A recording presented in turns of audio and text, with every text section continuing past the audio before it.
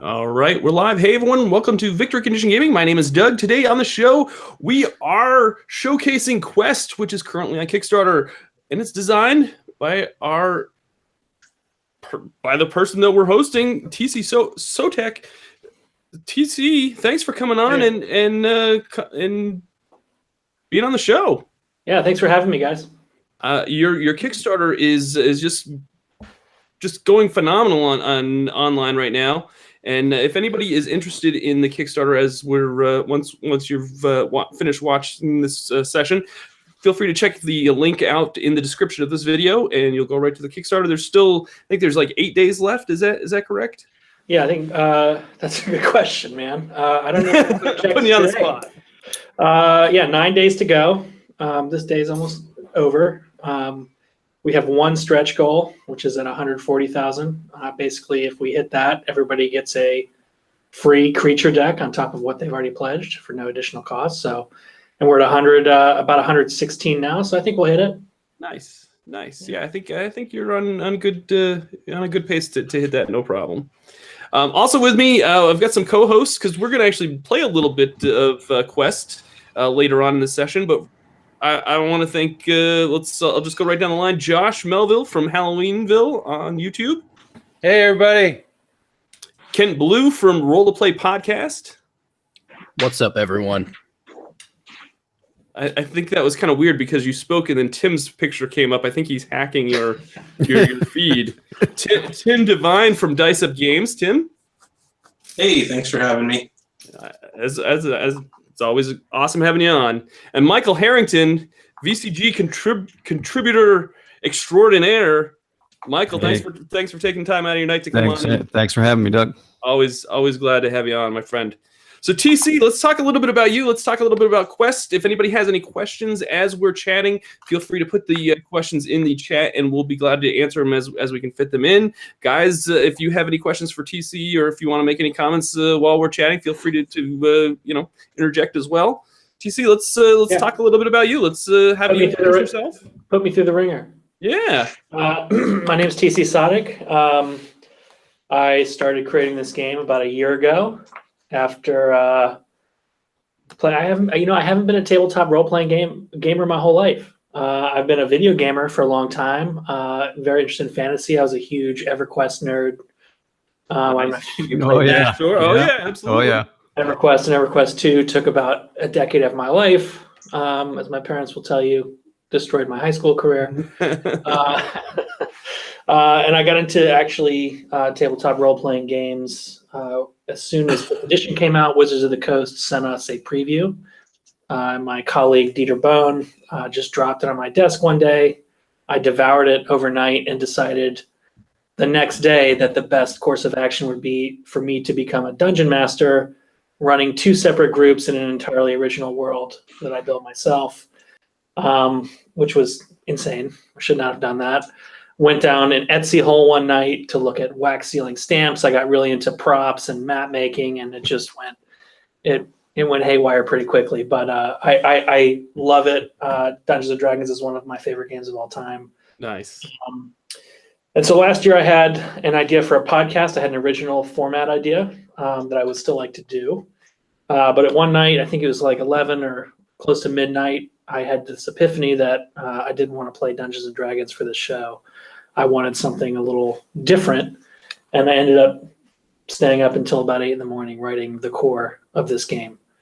And since then, I've been, I've gotten to here. We launched a Kickstarter on June 5th, and we were successful on day 2, and now this is a thing. I bought myself a second job, so we're going to come out with the game next year. That's awesome. Well, congratulations on this. It's just taken right off, and for a first-time creator to see that just happen is always awesome. It's just it's exactly what Kickstarter's for, and so I've had a lot of great help. I just want to mention real quick my editor Chris Plant, who's the executive editor and co-founder of Polygon, a video game website. Yep. My artist Celia Lowenthal, who's done all of the beautiful artwork that you can see on that Kickstarter page. Phenomenal. She's great. I'm so excited. She has. I'm just going to let her loose on the full book that we're doing. We're going to do a ton of art for the book. She's the exclusive artist on it, so it's going to have a very consistent look and feel throughout the thing, and I'm so excited to see what she does with it. Absolutely, yeah, I'm excited too. All the pieces that you've shown are just phenomenal. Now let's talk a little bit about the system itself. The system itself it's a D20 system. It's D20 based. Do you want to tell a little bit about that? There's I'll say it's D20 based, but it really can be. I honestly chose the D20 because I think it feels great in the hand. I love it. It's classic. Everybody recognizes it. Who's ever played? For some reason, I got a tattoo of a D20 on my arm. Nice. So had to honor it in this system. But it's the system is very inspired by Dungeon Worlds and other systems that use kind of a range of outcomes rather than moving targets. So it's a D20, but it's mapped. You could really map this system to any die that you would want to use. You can map it to a D6. You can map it to a D12, 2D6. Like there's with small modifications, you could use any die you want. But I like the D20 for the range of outcomes. I wanted to keep critical. I think critical hits and critical failures are interesting. I like the 5% chance for each. I think having that triumphant or catastrophic moment at the table really adds to the experience. Absolutely. Those are the points where once you leave the table, those are the ones you're talking about. Exactly. But it's simple. Like I said, there's no moving targets, so we have a standard range of outcomes. There's failure, which means you don't accomplish what you tried to do. I think if you roll between a 1 and a 5, you fail. Usually there's always a dire consequence for that. It keeps the story moving forward. Usually there are a few circumstances in this game where you fail and nothing happens. A mistake, somewhere in the 6 to 10 range, means that you're either partially successful or you're given a hard choice. And I think people who've played Dungeon World will be very familiar with that. Yep. Some similarity here to that. And then a success, there's a huge chance of success in this game. You're base 50% chance, 11 to 20. So you're really succeeding very often. And that makes the pace of the game fast. And it actually makes things risky. It makes things dangerous because it means that your adversaries are going to be succeeding against you as much as you're succeeding against them in most cases. So it's designed to be very fast with a focus on meaningful consequences. Nice. I love it. And that's it's just a great system. Just it's like Tim and I were talking about Quest. Was it yesterday, Tim? Was that when we were messaging back and forth? Yeah, I think so. And we really think that this is a system and a game that the market's kind of looking for. Like I don't want to say I actually called it. I think it's like I said it's kind of like 5e light. It's really. I mean, I don't mean that as I think. No, I take that as an honor. I think that's an honor. Yeah. I think it's a great game to just kind of get folks.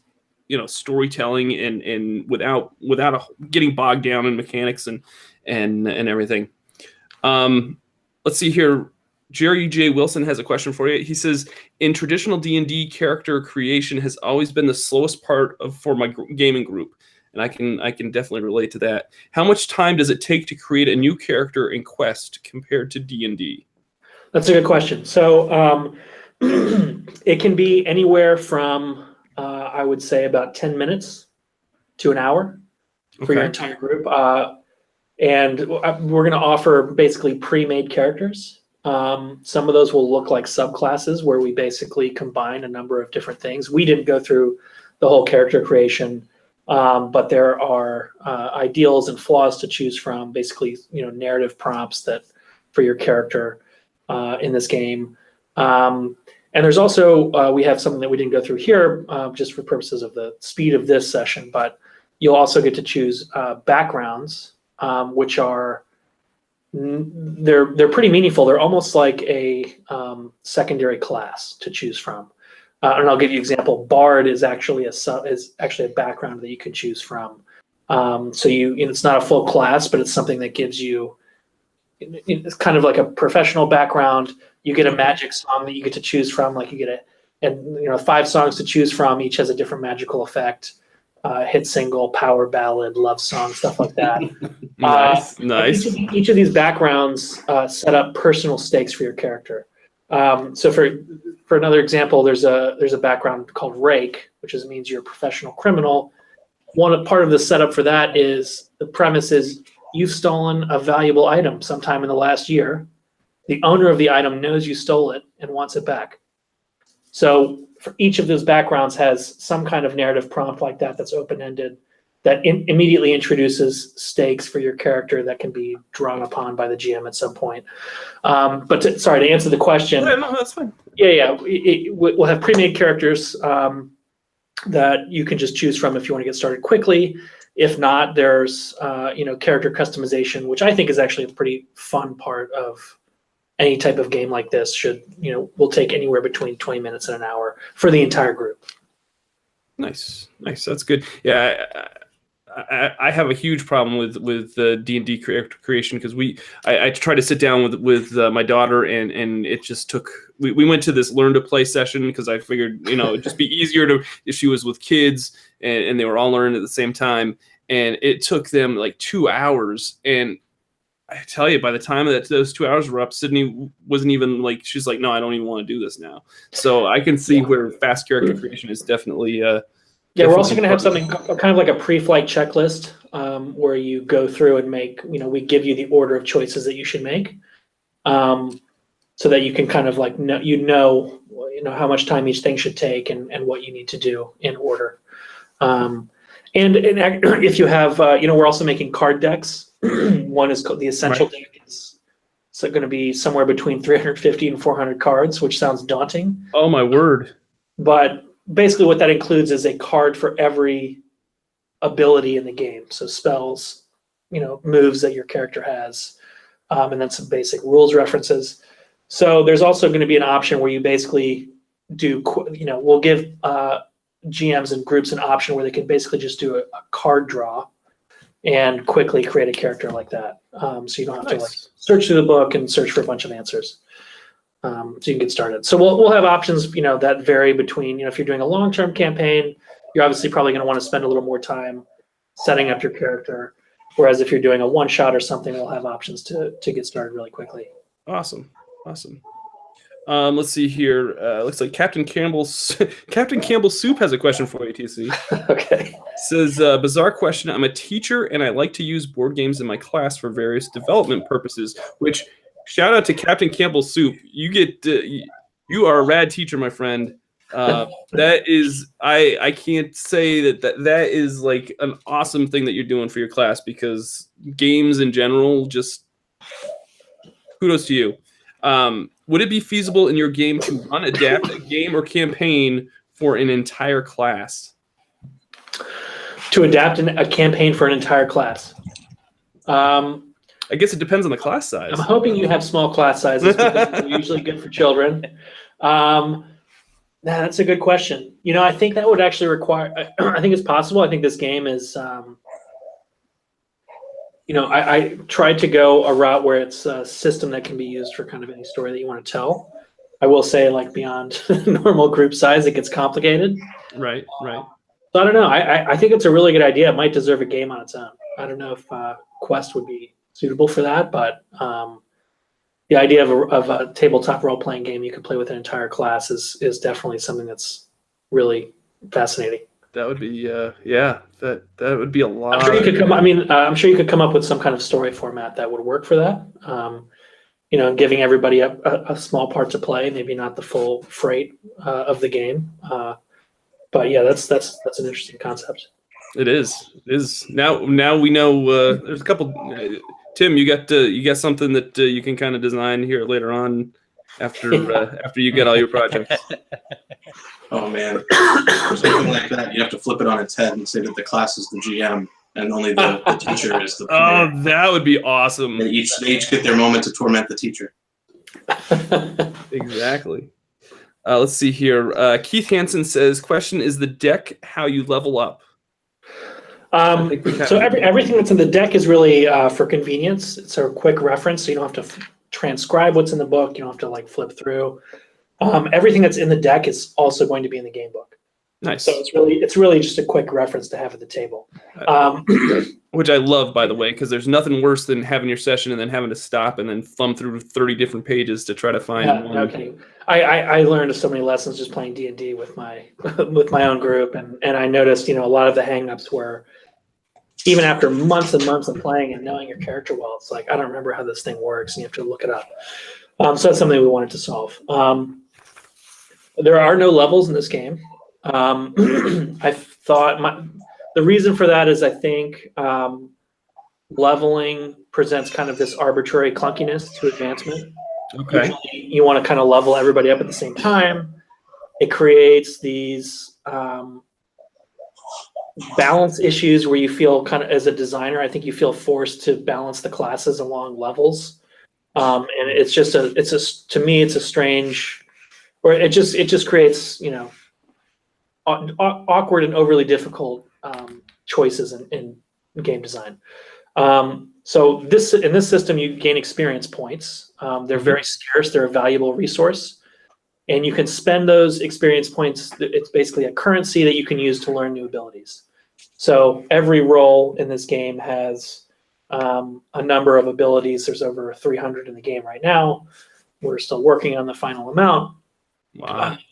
And then every role has skill paths, basically, where they can learn basic abilities, and once they learn those, they can learn more advanced ones, and then they can learn basically the most powerful there are to offer. And as they progress through their adventure, they earn experience points and can spend, their points on those. So it really, I think, creates kind of a natural curve of progression, and everybody can proceed at their own pace and make their own very personal choices about how they want to advance.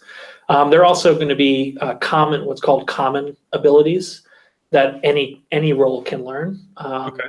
And those are more, those are things that, the arts, sciences kinds of thing, and things that anybody would be able to pursue outside of their role. So you can kind of get a flavor of multi-classing without necessarily doing that. Nice. Keith on the chat says, so it's kind of like Dark Souls. Yeah, I guess it is. Yeah. Cool. So let's talk a little bit about the book itself. You mentioned the artist. How big do you approximate this book to be at this point? So I think the book is going to be about 300 pages. Wow, that's a good sized book. It's thick. Yeah, it's 8 by 10. That sounds like a lot. The margins are big. The conceit of the player's guide, which is the first section, is that we have a format where there's kind of a left to right page dynamic, where the left side of the page is a very high level overview of the rules. So Nice. It's large text. It's easy to read. You read it quickly.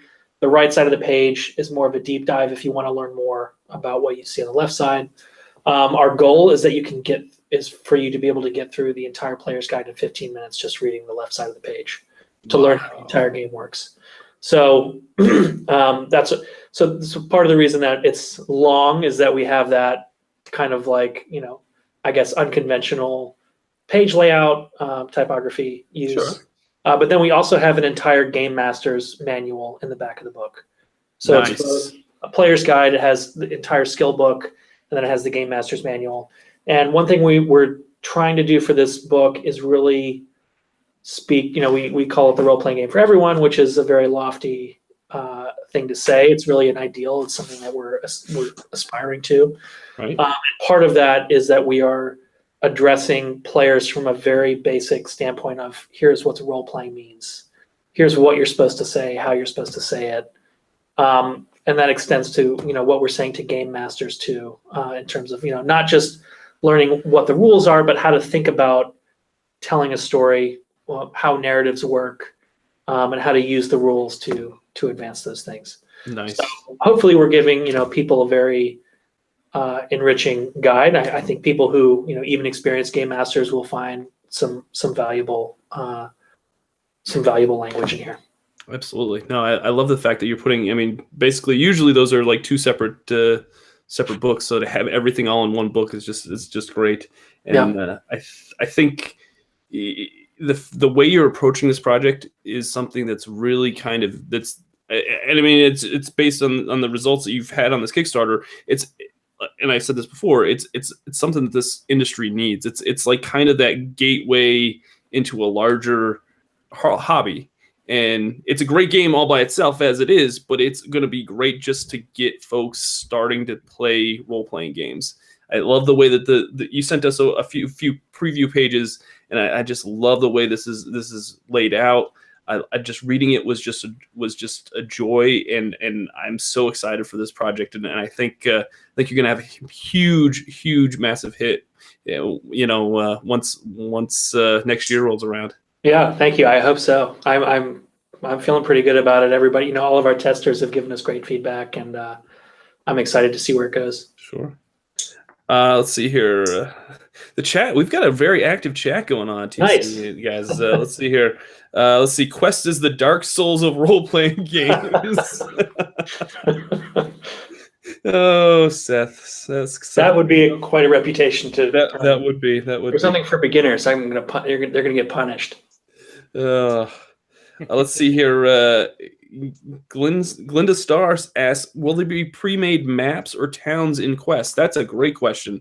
Is there going to be preset locations? So we're working on an entire original adventure to release alongside of this. Okay. It's called The Reach, and it's based on the West Marches theory of a campaign, and what we're doing is we're creating a city. The city is the main character of this story, and we're trying to design a modular narrative system so that anybody who wants to write their own missions or write their own content to fit into this world, this format of this world, will be able to do so. And it follows the theory of West Marches, which is that you have this one central location where everybody is. The further you stray from this city, the more dangerous the world gets. And it's assumed after every session that you return to the city. Where we're kind of expanding that concept is with some persistence. So we'll have missions that players can choose to go on, or that GMs can offer the players to go on. These missions will often have objectives that affect the shared world. So even if you're playing with different groups of people, let's say you have a group of friends that go out and do a mission, you gather something that improves your city or improves a stronghold on the fringe of this city, that condition will be in effect the next time a group meets with the same, next time another group meets in the same storyline. So we will definitely have, flesh out this city. We'll have several main characters that kind of drive, missions and give you things to do. And there will, we'll basically be providing a base game for people to use. There will be various plot lines. And my big dream, which is not part of this Kickstarter because I wanted to focus really on these core products, but long term, what I really want to do is create a website where groups can kind of have an account. You can have an account with your game master and your party members to kind of keep your information, see where everybody's at. But then I want to have this system for the Reach be almost like a Twine-like choose your own adventure game creator. So we'll have the official, adventure as the core of the base game, and then anybody who wants to contribute to write their own missions, to create their own places outside of the city, we'll be able to provide those for the community. You'll be able to basically just kind of plug and play. That's awesome. So that's a really long-term goal. It's obviously a complicated thing to create, Sure. but that's basically what my thinking is. I want to create this this basis, this format for people to build on. That's awesome, and I love the community mentality of that goal. It just it says that it basically says that you want other people to dig into this world just as much as you're into it. Yeah, and that's a great thing to. Another really cool part of that I would love to see is we want to create plot lines, we want to create characters, we want to create stakes and circumstances, and we want to basically make these things so that you could almost like putting a different skin on the world. So you could flip a switch and suddenly you're playing in a medieval world, or you're playing in a like Renaissance period world, or you're playing in a modern setting, or you're playing in a futuristic setting. So like ideally we'll be creating things that are adaptable to, whatever kind of flavor you want to play with your group. Nice. I love that. Yeah, let's see here. Oh, bestiary. That's the other product that I was thinking in the back of my head as when maps got brought up. Is there any type of bestiary that's going to be included in this book? Yes, we'll have a basic bestiary. We'll have creatures for the GM to use. We're going to include a lot of those on our website. We don't know how much exactly is going to be in the book yet. Our thinking is we may want some of those things to be in the book for the GM to reference, but maybe not all of them, so the players aren't looking at them. Sure. We will have treasure and other things in there.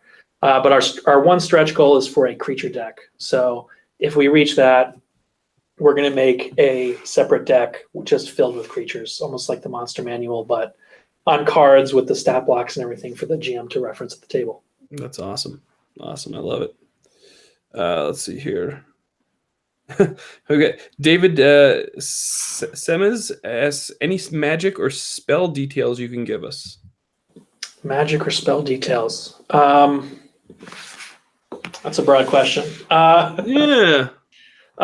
So I'll just say the magic system in this uses a resource cost, which is just a choice we made, kind of like, a choice of whether you drive on the left or right-hand side of the road. Some people use spell slots, some people use resource costs.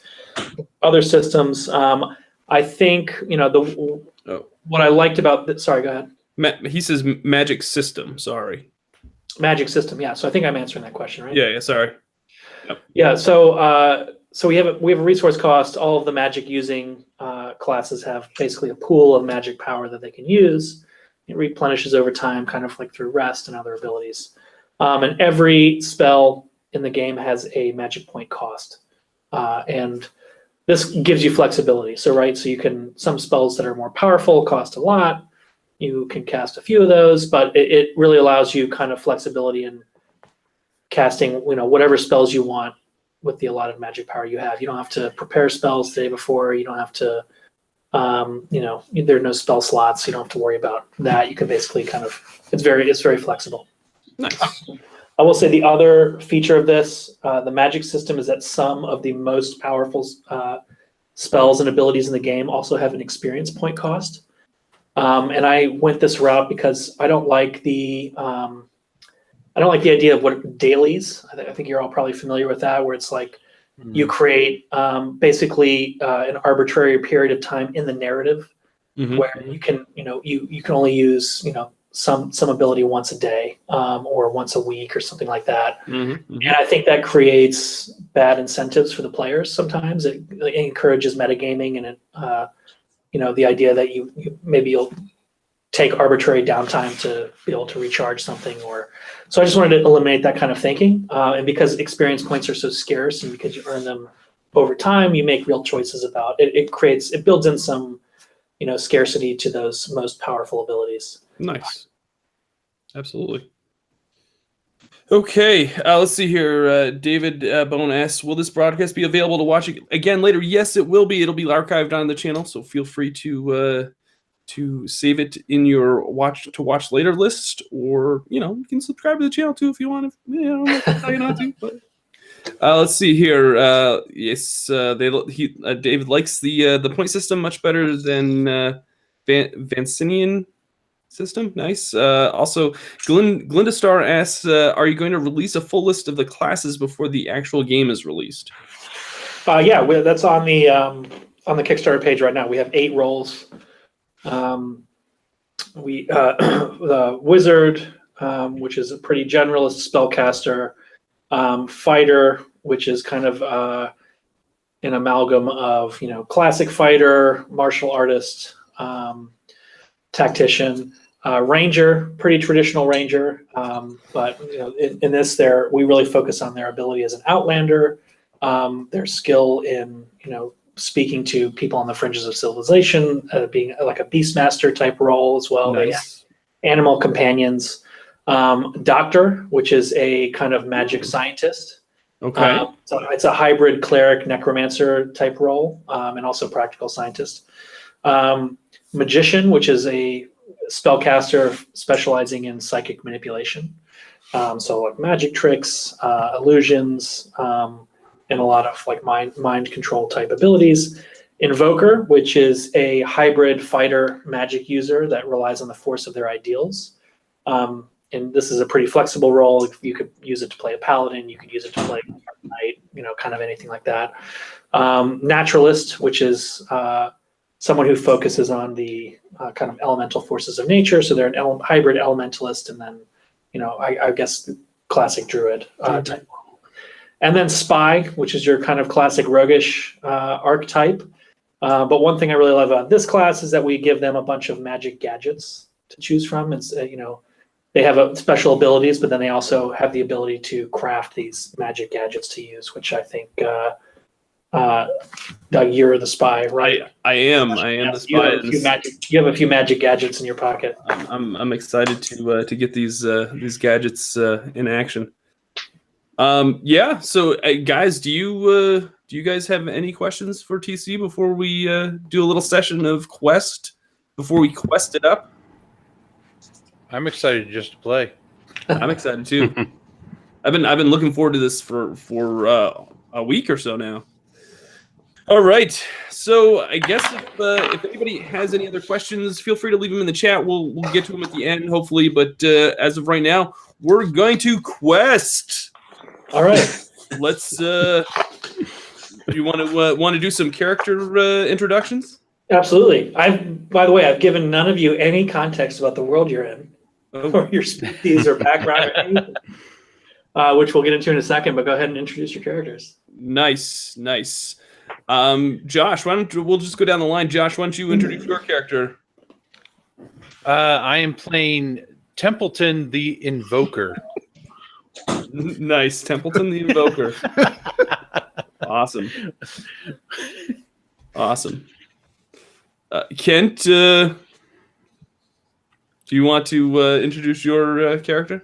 Well, hello. My name is Draxelin the Magician. I'm here to bedazzle your mind. Nice. This is already off to a great start. Michael, why don't you introduce your character, my friend? I'm not going to do a voice. I was really you can't. I felt like you were right there, ready for it. I was right there. Voice is a lot of investment for a short one shot. So No. Is that Braxis, the fighter? I'm very hirsute. I wear a mankini, and I'm bonded with my my weapon, Skull Cleaver, two-handed sword. Hell yeah. Nice. Tim, why don't you up next?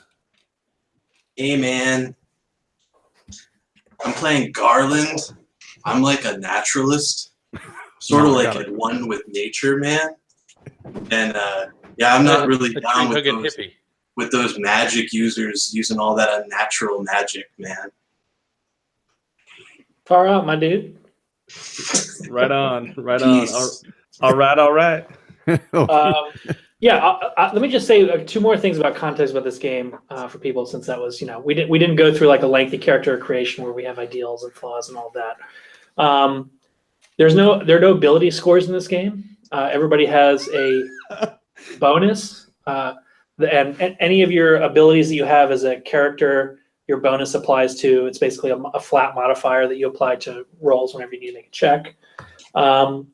And things like, there's a number of general skills like athletics, acrobatics, sleuthing, finesse, stealth. Some of those things you're familiar with. Some of them are missing that you might usually be accustomed to, like intelligence, wisdom. Those types of just general domains are things that in this game are consigned to role playing. So I just don't. I've never liked the idea that if you're really strong, you have to sacrifice your intelligence or your insight into other people, your emotional intelligence. I think those are things that are best brought to the table as role playing, as choices that you make as the type of character that you want to play. So you can be as smart or dumb as you want. There's no There's no rolling to do there for your stats. That's all up to y'all. Nice. Far out. There is Michael. You've invoked the chat rage. I'm going to tell you right now. Oh, no. There is voices required. Seth says no voice, and I rescind my pledge. All right. I'll come up with something. Costing me money, man. I'll come up with something. We're here to draw money in for TC, help him get his game funded, man. But no pressure, no pressure. All right. As was mentioned, I'll just say that I am a spy. My name is Aldrich. Aldrich, and Tim says that my code name is Dougal07. All right. I'm writing that down so I can refer it to you later. Thank you. Yeah, that's all, Tim. We had a whole Facebook chat going for this whole week leading up to this session. International Doug of Mystery. Yeah. All right. You guys ready? I'm good. Yep. Ready to go. I'm going to tell you a little bit about you and your world. This is actually taking place in the Reach, which I mentioned. It's a little one-off. It's not what you would call a starting point for this storyline. We're just going to take a little vignette out of what might be considered some late game shit. Excuse me. I'm sorry. I'm not sure if this is a family friendly. It's fine. It's Kent's been on the show, so that's not a word that hasn't been said already. So, okay. So you all, the 5 of you, 1, 2, 3, 4, 5. The 5 of you are outriders, and you're a team of basically preeminently skilled people who have taken up the cause of your city's defense. As far as you know, you're the only people left in the world that you inhabit. There's one city remaining. It's the last city in the world. There may be 1 million people left, as far as you know. That's about 100 miles out from the city is where what's called the Reach begins. Your city has something called the Artifact, and the Artifact has been protecting your city for as long as your people have known. It basically wards away all of the cataclysmic danger that lies beyond the borders of your civilization. And you all are part of a very small group of principals who keep the city's secrets and guard this artifact. But you know that this artifact's power has been waning, and your order has been tasked with searching for a way to preserve its ward. And this is what you've been working on for the past year. And so you find yourselves in the Outlands, which is basically the outlying towns and farms regions of the city, seeking answers for this predicament. And in one of the last remaining villages beyond the city's walls, you spent the last day consulting your colleagues in this area who you found equally starved for insight about the artifact's decline. It's now morning. Your party is set to embark to visit the next town on your list. And as you're about to set down the road, a hooded figure slumped over on a ragged horse approaches you. The horse stops and the figure collapses to the ground, one arm outstretched with a bloodied note in their grip. What do you all do? Draxelin, I think you have a message. Oh, well, let me go check that out. Draxlin walks over, looks at the little note, goes to grab it, puts a glove on, reaches down, almost touches like, no, it's not for me. It's addressed to you, Garland. It's addressed to you. Oh man, it can't be for me, man. I'm a cat, and Garland turns into a cat and climbs up. Well, I've been with you for years, and I just never noticed you were a cat. Well, I'm a cat now. Meow, man. You're a cat, meow. You weren't a cat yesterday. Right, meow. No, right, meow. Right, meow. Yeah. All right, I want you to roll me a check to see if you're distracted by cat activities. Roll me. Is that all of us? No, just the cat. Just the cat. Okay. Just the cat. 3. All right, that's a failure. You immediately forget what you're doing, slump over, and start licking your rear end. Oh, man. was gonna do that anyway, man. I have a very detailed cat behavior system in Quest, just so you all know. It's very crunchy. Nice. Cat licking is. Well, now, Garland, I don't think that this is the time nor the place to show us your stretching and limberness abilities. And quite frankly, I'm a little offended that you're doing this. You're just going to keep doing it right here in front of us. So that's a thing that's going to happen. So Braxis he's irritated. He's like, "Oh, just give me the fucking note. I want to read it now." How's that for a voice, everybody? You got like that? Nice. Michael's bringing it. Give me the fucking note. I want to look at it. All right, Brax, as you get close to this basically dead person in front of you, and as you reach down to inspect the note, you recognize this person. You notice a familiar face. This is a scout, what's known as a scout, a member of your order, who works basically independently for intelligence gathering. And her name is Eritrea, and you've worked with her before. She's known for taking on dangerous assignments and has provided you all with incredibly valuable information from in the past. So this is, you personally know this person. And, as you look at her wounds are kind of peculiar and of unknown origin. Braxis, I assume you open the note. Yeah, Okay. I take a look at it. Yep. You open the note and find the following message. It reads, Eritrea. This mission is of utmost importance. Travel north through the outlands, beyond High Pass, and into the gray. There, a day's march inward, you will find the seething cauldron, a corrupted moat concealing a curious scene. Bring a capable escort. I await your urgent arrival. And it's signed simply the letter H. No, I think you were right. I think it was for Garland.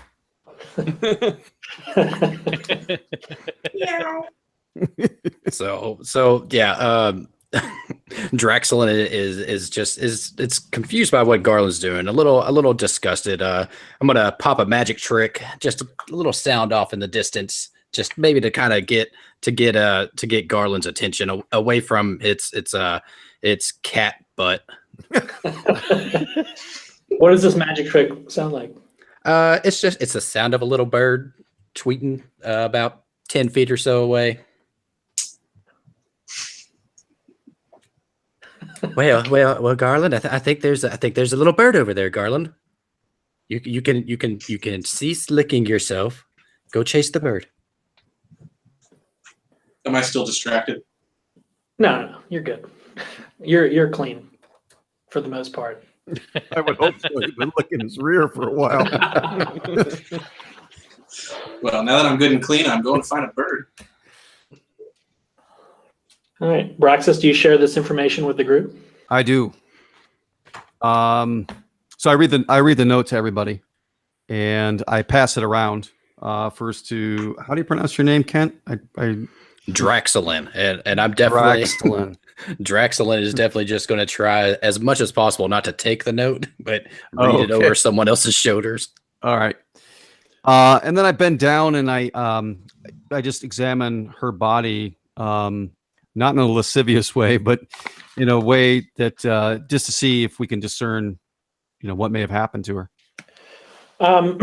Yeah, you don't necessarily. It doesn't look like she has been attacked in any way. There's no obvious wounds that you can see. From like she got into a fight. It just looks like maybe she is sick somehow in some very dire way. But you don't really recognize. It's kind of nondescript. You don't recognize what exactly has happened to her. Can I? We should get her some help, guys. Oh, she's dead. Oh, she's dead. All right. Yes. Oh. No, I'm infected. No pulse to be found. That's going to be a little bit hard to do if she's dead. Yeah. So Garland the cat comes prancing back. Can I talk as a cat? No. Or am I a cat? No, you're a cat. You're a cat. I just Good sit question. there. I'm pawing at the dead person's hand. Yeah. Can we? I'm gonna look and see if I can find any kind of loot on her, like any weapons or anything on her body that she might have on her. Sure. You find a short sword, a couple of daggers. It's really just kind of the standard outfitting that you recognize from your organization. Rations, but nothing unusual. It seems like she's definitely gone through a lot of her supplies that she had. The saddles, you notice the kind of outfitting on her horses has been used up a lot. So she's clearly been on some kind of trek and just returned from being away from civilization for some time. Okay. Hmm. And the horse is just has a saddle or anything on the horse? Yeah, there's a saddle and then some light pack for travel. Okay, no maps or anything like that. No. You only have basically the directions that have been given on this note. But you all are you are the only people in this civilization who have ever ventured beyond the border here. So you are slightly familiar, at least with the direction here. All right. Okay. Guys. Let's head north. I'm sorry, I just misread my notes. You do find one thing on her body. Who's inspecting it? I was. Right. Okay. Or No, were you? go for it. Go for it. Right. Brad, inside of one of her pockets on her coat, you find a pair of eyeglasses. Hmm. I put them on. Okay. As you put them on and just kind of turn around a little bit, you notice basically what looks like a soft pulsating light that's fixed, as in it's an objective direction. It is static regardless of where you turn your head. Nice. And you notice that it is basically fixated in a northerly direction. Well, now, Braxis, I do say those spectacles are befitting of your face. It's not so gruff anymore. You got kind of gives you a nice soft feature. It's a good look for you. Good look for you, sir. And I flick my glossy black mane back. Delightful. Just delightful. I'm kind of a combination between Borat and Fabio, I think. What's going on here? So are we headed north? Are we headed north? Is that what we're doing? I believe that's what the note says, isn't it? Is it? Yeah. As far as I know. It's in the business what we call a call to action. Yes. Onward and northward. Before we do that, though, let me give this voice. Let me see if I can get it back. It was a good voice. I appreciate it. Before we do that, though, I think we should pay our respects and build a funeral pyre and burn our comrade and send her off in a proper way. I agree. Great. Yeah, just the place in the center of town, right outside of your basically garrison for your organization. You bring her body to this kind of public tabernacle. Invite some of your colleagues out from the garrison who join you. The local captain comes out and greets you and provides you with basically the ceremonial guard. What do you all say as you light this funeral pyre?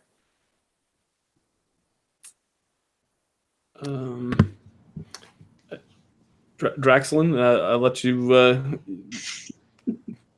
Well, what was Eritrea. it? Yeah, Eritrea. I wrote it down, but didn't remember it. Well, Eritrea. I knew them briefly as they rode up on us and fell off their horse, but they seemed the good kind. they allowed our good pal Aldrich here to questionably loot their body and take their goods. And they lent Braxis here the spectacles that have. I mean, everyone look at Braxis. I mean, it's much better, right? Right, much better. And they did not mind Garland here. Well, cleaning himself in a strange fashion once reserved for house cats and well, Templeton. It was quite kind to Templeton. Atreya was one of the good ones. Here, you hear. Here. Some of your comrades say. Yeah. Oh, my. All right. Anybody else? I just want to hear Michael do the voice more. That's pretty much all. I'm just stalling to hear that. That's Eritrea, I hereby take Skull Cleaver, and withdrawing my blade, I cut my hand, and I bleed for you, and I swear this blood oath that I will avenge thee. Good Lord, Praxis. Kind of put me to shame there. I didn't offer up a blood sacrifice or anything. And I promise you never have to witness a cat lick its butt ever again. Because, quite frankly, you're dead. 'Tis one of the benefits of being dead. oh my gosh. It's a bold promise. TC's never gonna come back on this show ever again. Yeah, this is great. We just started a long-term campaign, guys. All right, y'all pack up, head out. It's still morning. You were about to head out to basically your next town on your list for more information, but you have a grim lead here. This is morning, you said? Yeah. All right, so Garland has turned back to his human form and is sound asleep. Passed out. Not for long.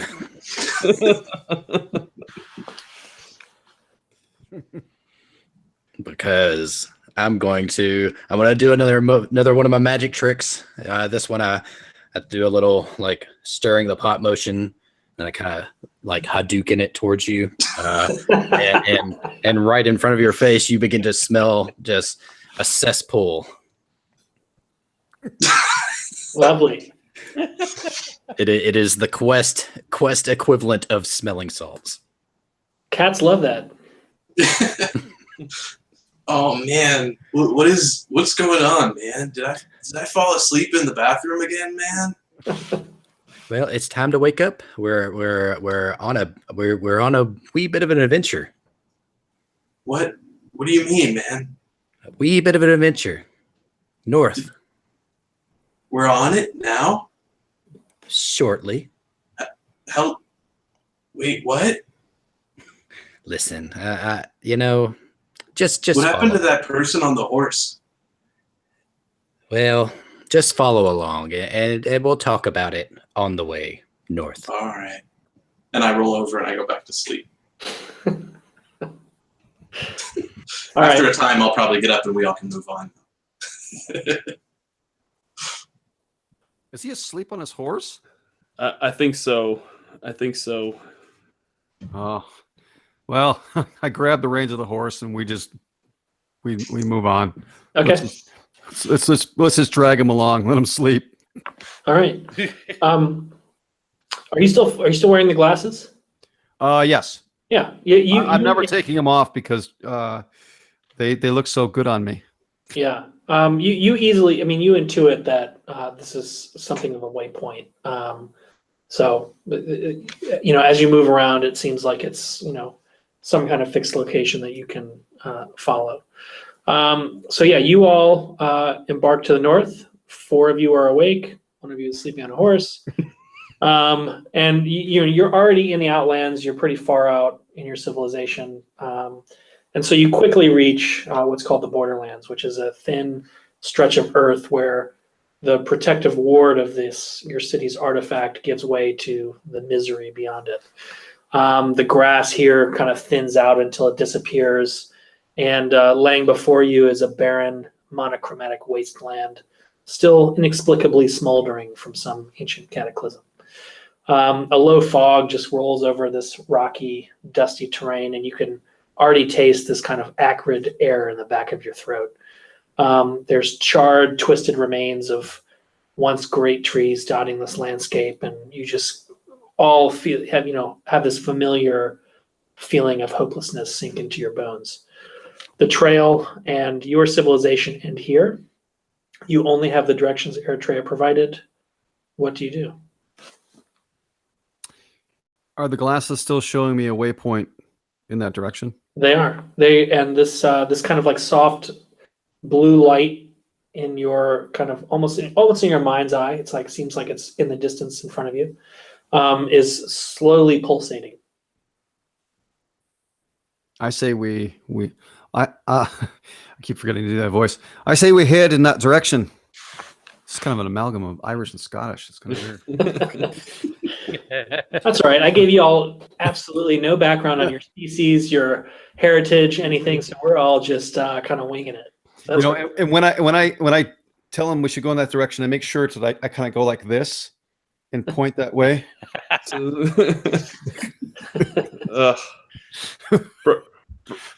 Braxis, why you gotta be like that? Why do we have to go this way? That's what the glasses are showing, and I think the note said that as well. Oh, yeah, that's right. And my muscles point that way too. Oh man, Gotta obey the muscles, man. all right. So what kind of formation do y'all travel in at this point? Whatever it is, I'll take the rear. So then that way, I'll be in front of Doug. I'll take the Or lead. I'm Yeah. 007. 007. 007. I'll take. I'll take the lead with my fabulous hair. Excellent. I'll be in the middle. Magician and I are side by side in the middle. Okay. Yeah. That's good enough for me. All right. You proceed into this place, and you march through this wasteland for most of the day, and it's pretty uneventful. And you pass through this smoldering wasteland. It's really eerily quiet, except for like kind of this howling wind that occasionally cuts through you. And with the sun now far in the sky, you've been probably marching for easily 6 hours. And by the way, Braxis, as you've been marching, this slowly, softly pulsating light has been, you notice after a while, has been pulsating more quickly the further you walk. And with the sun kind of far in the sky at this point, you finally come across an auspicious landmark, a hazy silhouette of a crumbled keep casting a long shadow toward you.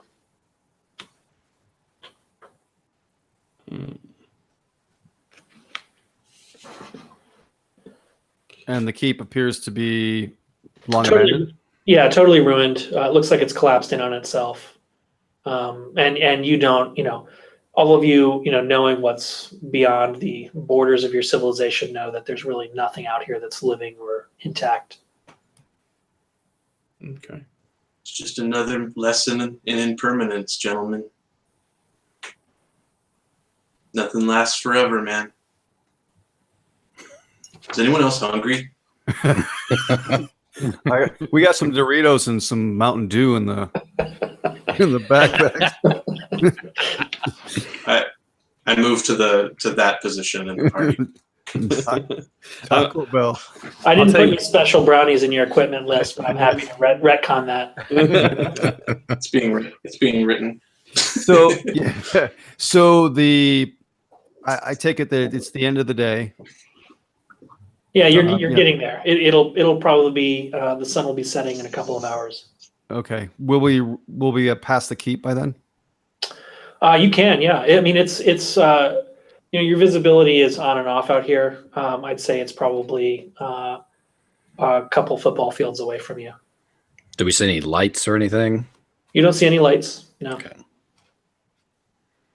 Shall we examine the keep or maybe make camp here? I say let's make camp. Yeah, it might be worth a shot. this better place than any. Okay. I hear. All right, so you all approach this keep. As you get closer, you notice that there's a small opening. It really looks, it's totally almost destroyed. In many places, there's maybe a 30-foot tall pile of rubble. It was a fairly large keep. It was probably a stronghold. But you notice a small opening that leads to what looks like an interior courtyard. All right, I'm gonna take this opportunity to use one of my abilities.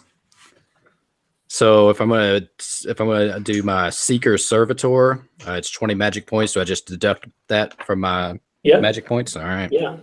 You want to describe that ability for the gang here? Yeah. So I can summon a little servitor, which will it's kind of looks like a little blooming flower. It's got an eyeball right there in the center, and it basically hangs around with me, is my buddy. I can send it to go look at things, find out if there's creatures around, how many creatures, kind of give me a mental map of an area. Yeah, it's almost like that little shoulder companion in Destiny or Navi from Ocarina of Time. It's your little it's a little companion. Nice. Familiar almost. You guys are seeing that too, right? Yes, Garland. Oh man. Oh yeah. So what is yours though? What does yours look like? I mean, you have your own. Probably you've invented this thing. What's yours look like? All right, so mine it's a small like orb that it's kind of green in color. The eyeball's nice and yellow because I'm a magician. I want to be a stage magician, just hasn't worked out. So I make everything flashy. So as it flies, it kind of sparkles. I'm not much for it being hidden. All right, so you send your little sparkly flower inside this passageway into this keep. Yeah. You telepathically kind of sense this mental map. You don't detect any creatures inside, and you can tell it's a fairly small space. It's there's a lot of rubble around, but it seems it doesn't seem like there's a lot of space in there. It does seem fairly enclosed, or at least encircled by this rubble. Well, there's certainly no creatures in there, everybody. Just I'm getting a map of kind of what it looks like. And I just kind of relay that information of what I'm seeing. But doesn't seem like a lot going on in there. What are we looking at, like in the way of hammocks? Well, I haven't found any hammocks yet. But I will let you know. If I keep see on looking, man. Well, we're doing our best. You're I a little to feel the swing. Well, it makes it easy to settle into a nice nap. Anything yet? No hammocks yet. I'm sorry. Well, I don't apologize because I didn't build the keep, so I wouldn't have. It's not my fault that there's no hammocks. I'm sorry that I could not give you better, happier news. I assume. What are we even talking about? Is that your flower? I give my horse a little kick and I trot through the opening after. Cool. Draxus. Yeah, I'm gonna follow Braxis. Okay. I'm gonna shake my head as we go past the magician in Garland. Okay. I want the two of you to make me an awareness check, Braxis and Eldritch, as you enter this courtyard. Okay. Well, let me see here.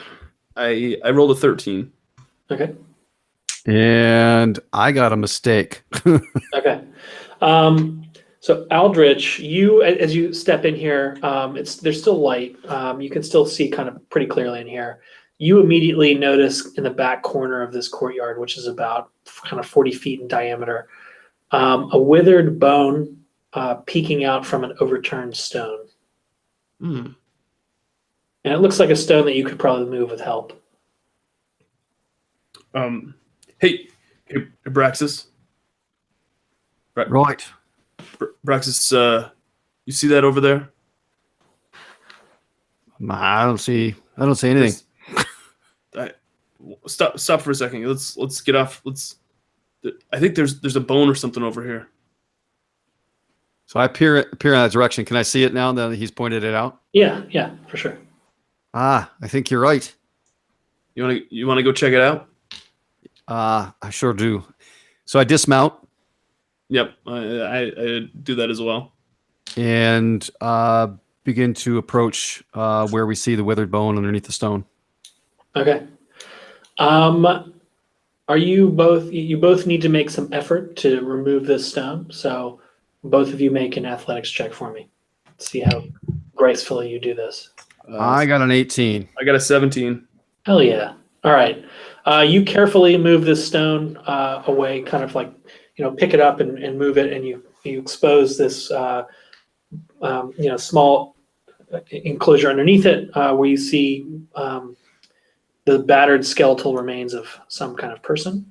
They appear to be surrounded by some rusted out armor, leather scraps, really just desiccated and demolished belongings. But also along with this glassy black blade that seems to be in pristine condition. I call Draxlin, get your arse in here. Once your Draxlin arse in there, man.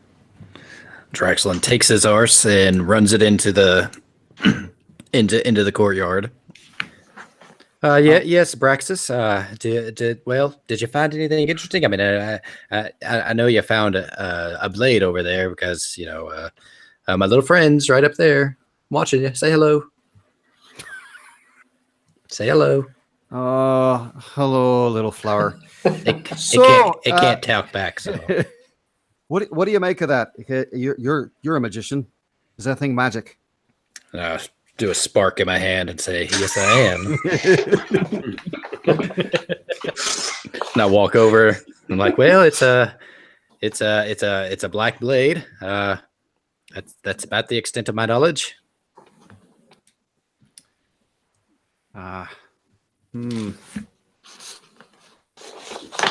Can I bend down and pick it up? Yeah, Dougalo 7.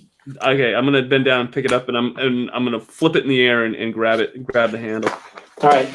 At this point, I need everybody except for Aldrich here to turn their sound off, to remove their headphones. I will wave at you when you can resume listening to this game.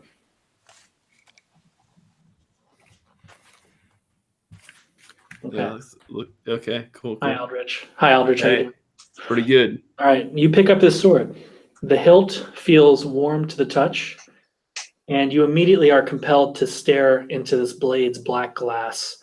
And for a moment, you glimpse this shimmering ring of flame. And without warning, you feel a grim presence in your mind speaking to you and only you. "I see you," the voice says. "I know what you seek. Take me with you. Wait for my call. If you want to save your friends, drive this blade into the interloper's heart. Purge them from this world.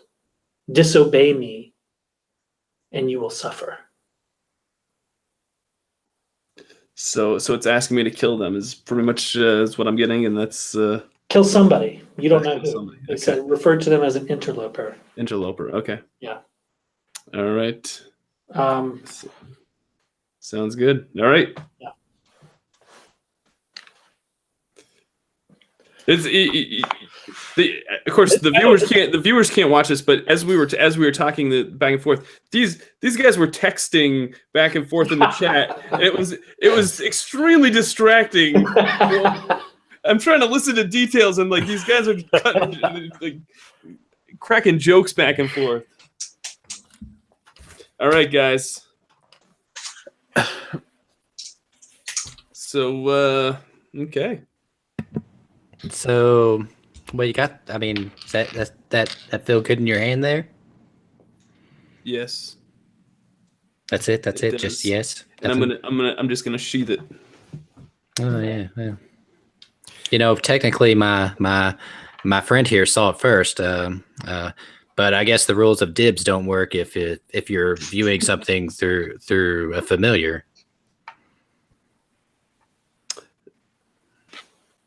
Nope, they don't. Yeah. Does he seem changed at all? Are you He asking me? seems very different. Hey, I don't know what you guys are talking about.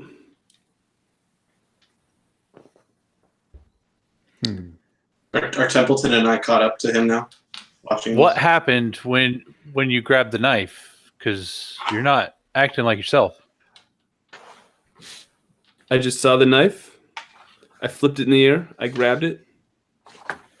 I inspected it just a second, and I sheathed it. What do you make of it? It's a nice knife. It seems a bit strange to me that we have a shriveled up corpse, shriveled up pieces of equipment, a rundown keep, and then there's this black blade that's as nice as the day it was forged, and you looked at it and there's nothing strange about it at all. What can I say? Just it's good quality knife. Are you shriveling anywhere? Am I shriveling? I mean, everything else is shriveled up in here. All right, roll to save against shriveling. What's that? I said roll to save against shriveling. Okay. I'm kidding. No saving. Oh, okay. Yeah, no. I'm fine. What are you guys all worried about? I mean, oh, hey, cool. Dougalo, did you get a new sword? I just found it. Oh, suffer the fool. Right. So, anything else about the area? Anything? Do I find Taco Bell for this guy? We need to get him something. blood sugar or something. No, it's pretty desolate. It looks like no one has been here in, some time. When you came in, there was maybe a quarter inch of dust just covering the floor of this place, and it looked undisturbed until you arrived. And this is the only area, just this open courtyard. Correct. Everything else appears to be, rubble in a circle around you. Okay. Well, should we make camp then? I think we probably should before we venture on. Right then. So I begin striking camp, or not Okay. striking, setting up camp. What's your watch order? Not it. Well, we know you're going to sleep the whole time. I called you Of guys. course I'm not it, man. I'll take first watch. I'll go second. Well, go Okay, ahead. I'll go third. All right. Yeah, I'll follow that up if there needs to be. I think you only need probably 3. Okay. If you're doing, it depends on how long you want to rest, but we'll just say for convenience, you want to wake up in the morning, you probably just need 3. Sure. So it's Braxis, sorry, and then who? Draxel second. And Templeton third. Okay.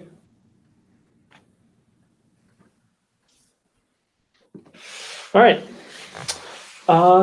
You all make camp. You all fall asleep in order.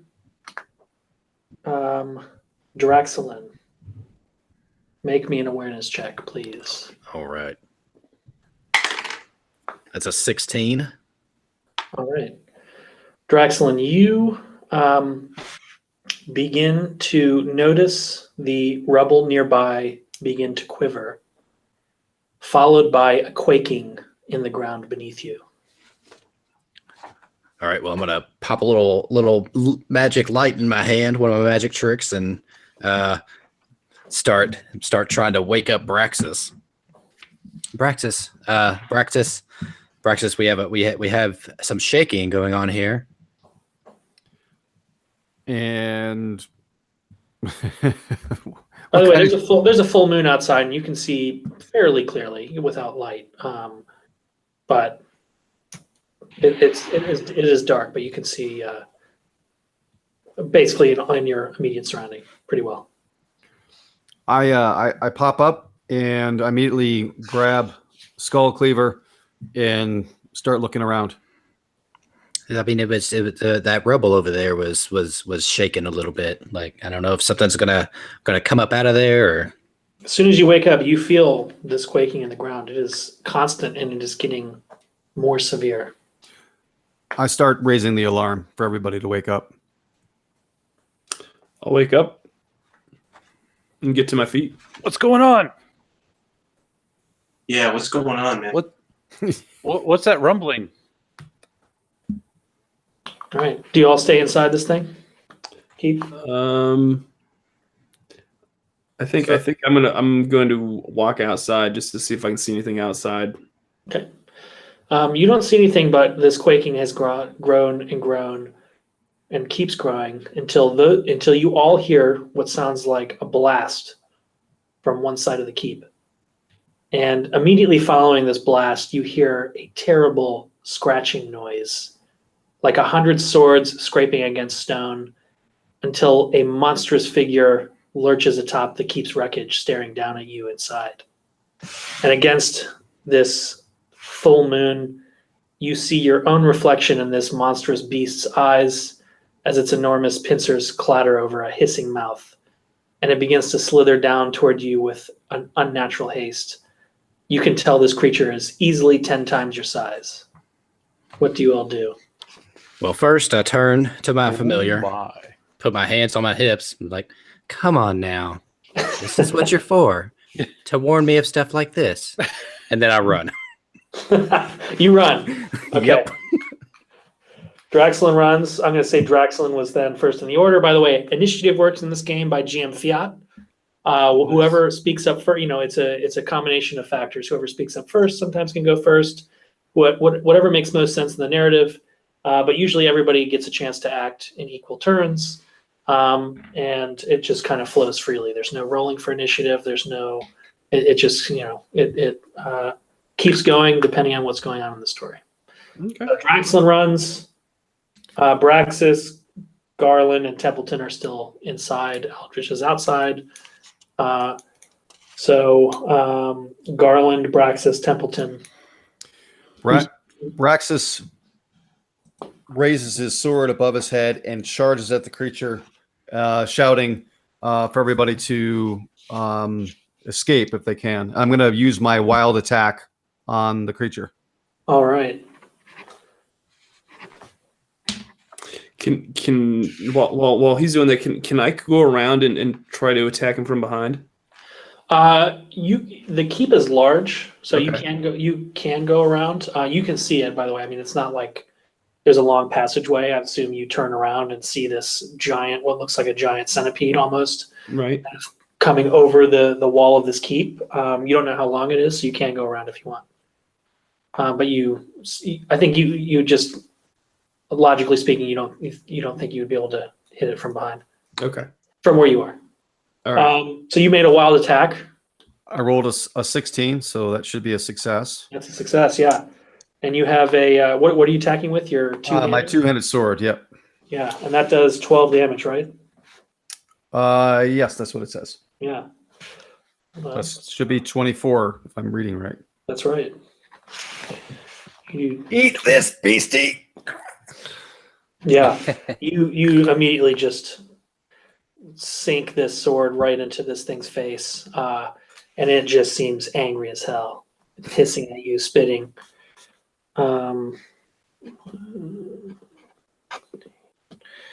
Okay. Braxlin, Braxis, Garland, what are you doing? Would it be okay if we said that Garland has his back to the beast Sure. and he was woken by someone jostling him and he stood, but he still doesn't really know what's going on because he sleeps with these really, really tight headphones, like like earmuffs kind of things, and he hasn't taken them off yet. And so he sees Braxis run past him with a sword, but he hasn't turned around, so he doesn't really know what's going on. Okay. I will let you pass then. Templeton, what are you doing? I will run in and make an attack with my stave. Okay. When I make the attack, I'll also cast a Fiery Avenger on it. All right. Oh, 7. Okay. That's a mistake. So I'm going to say, in this case, you can choose to move in and still deal your full damage and immediately take a reprisal attack, or you can choose to step back into safety. I will go ahead and go in and make the attack. All right. So that is. Sorry, what did you use? The stave, which is 12. All right. And then Fiery Avenger adds 4. 4 fire damage. Yep. Yep. So you do 16. Nice.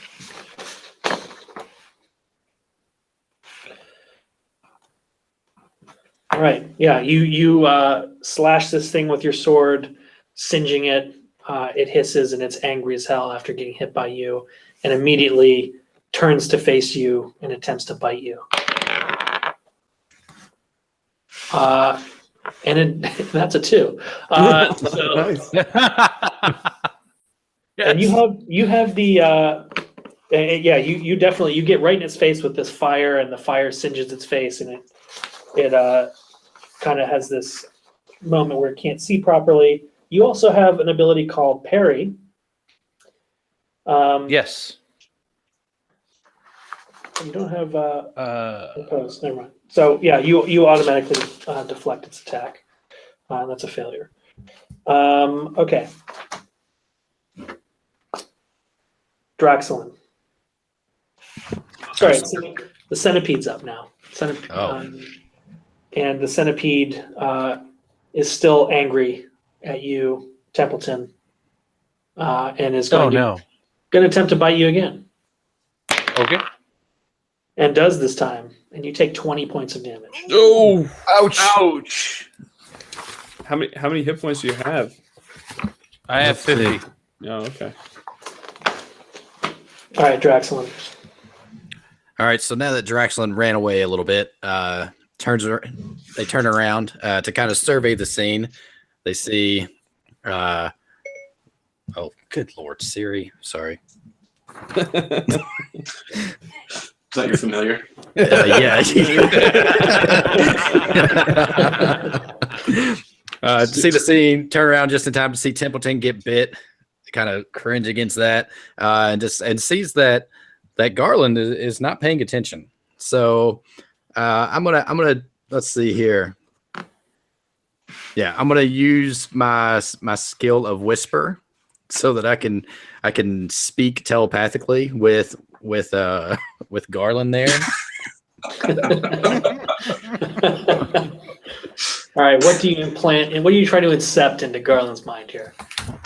Well, I say so, Garland. I know that your recreational activities often cause hallucinations in you. I'd like to just reassure you that what's happening behind you that you've not taken notice of is most certainly not a hallucination. And if you continue to stand there, well, to put it gently, you will not have a butt to clean. Is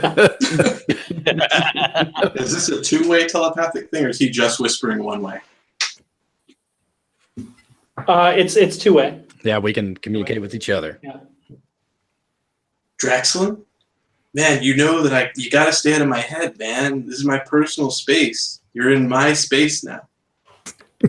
Well, listen, I mean, I'm trying to preserve your well-being and your health and your butt. So I just wanted to let you know that's going on. What? Though? What's going on? But take a turn around. I'd keep the earmuffs on though, because those screams that are coming out of Templeton, I'm gonna have nightmares about those. All right. I will generously say this has been about 5 seconds of conversation.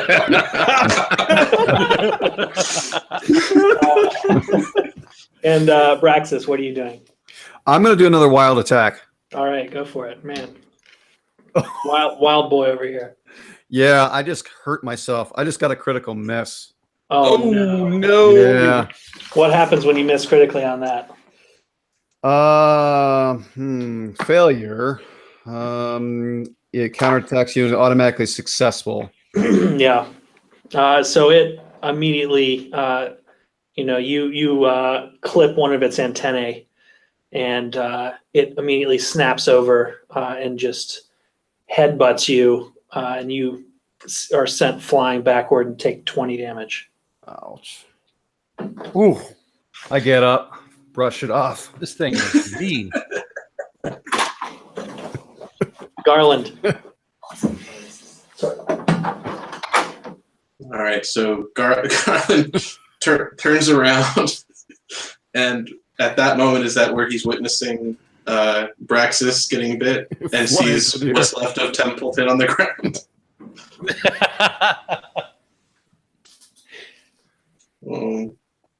Holy shit, man! No, man! This can't. What is that thing? What is it? What is even that? This no.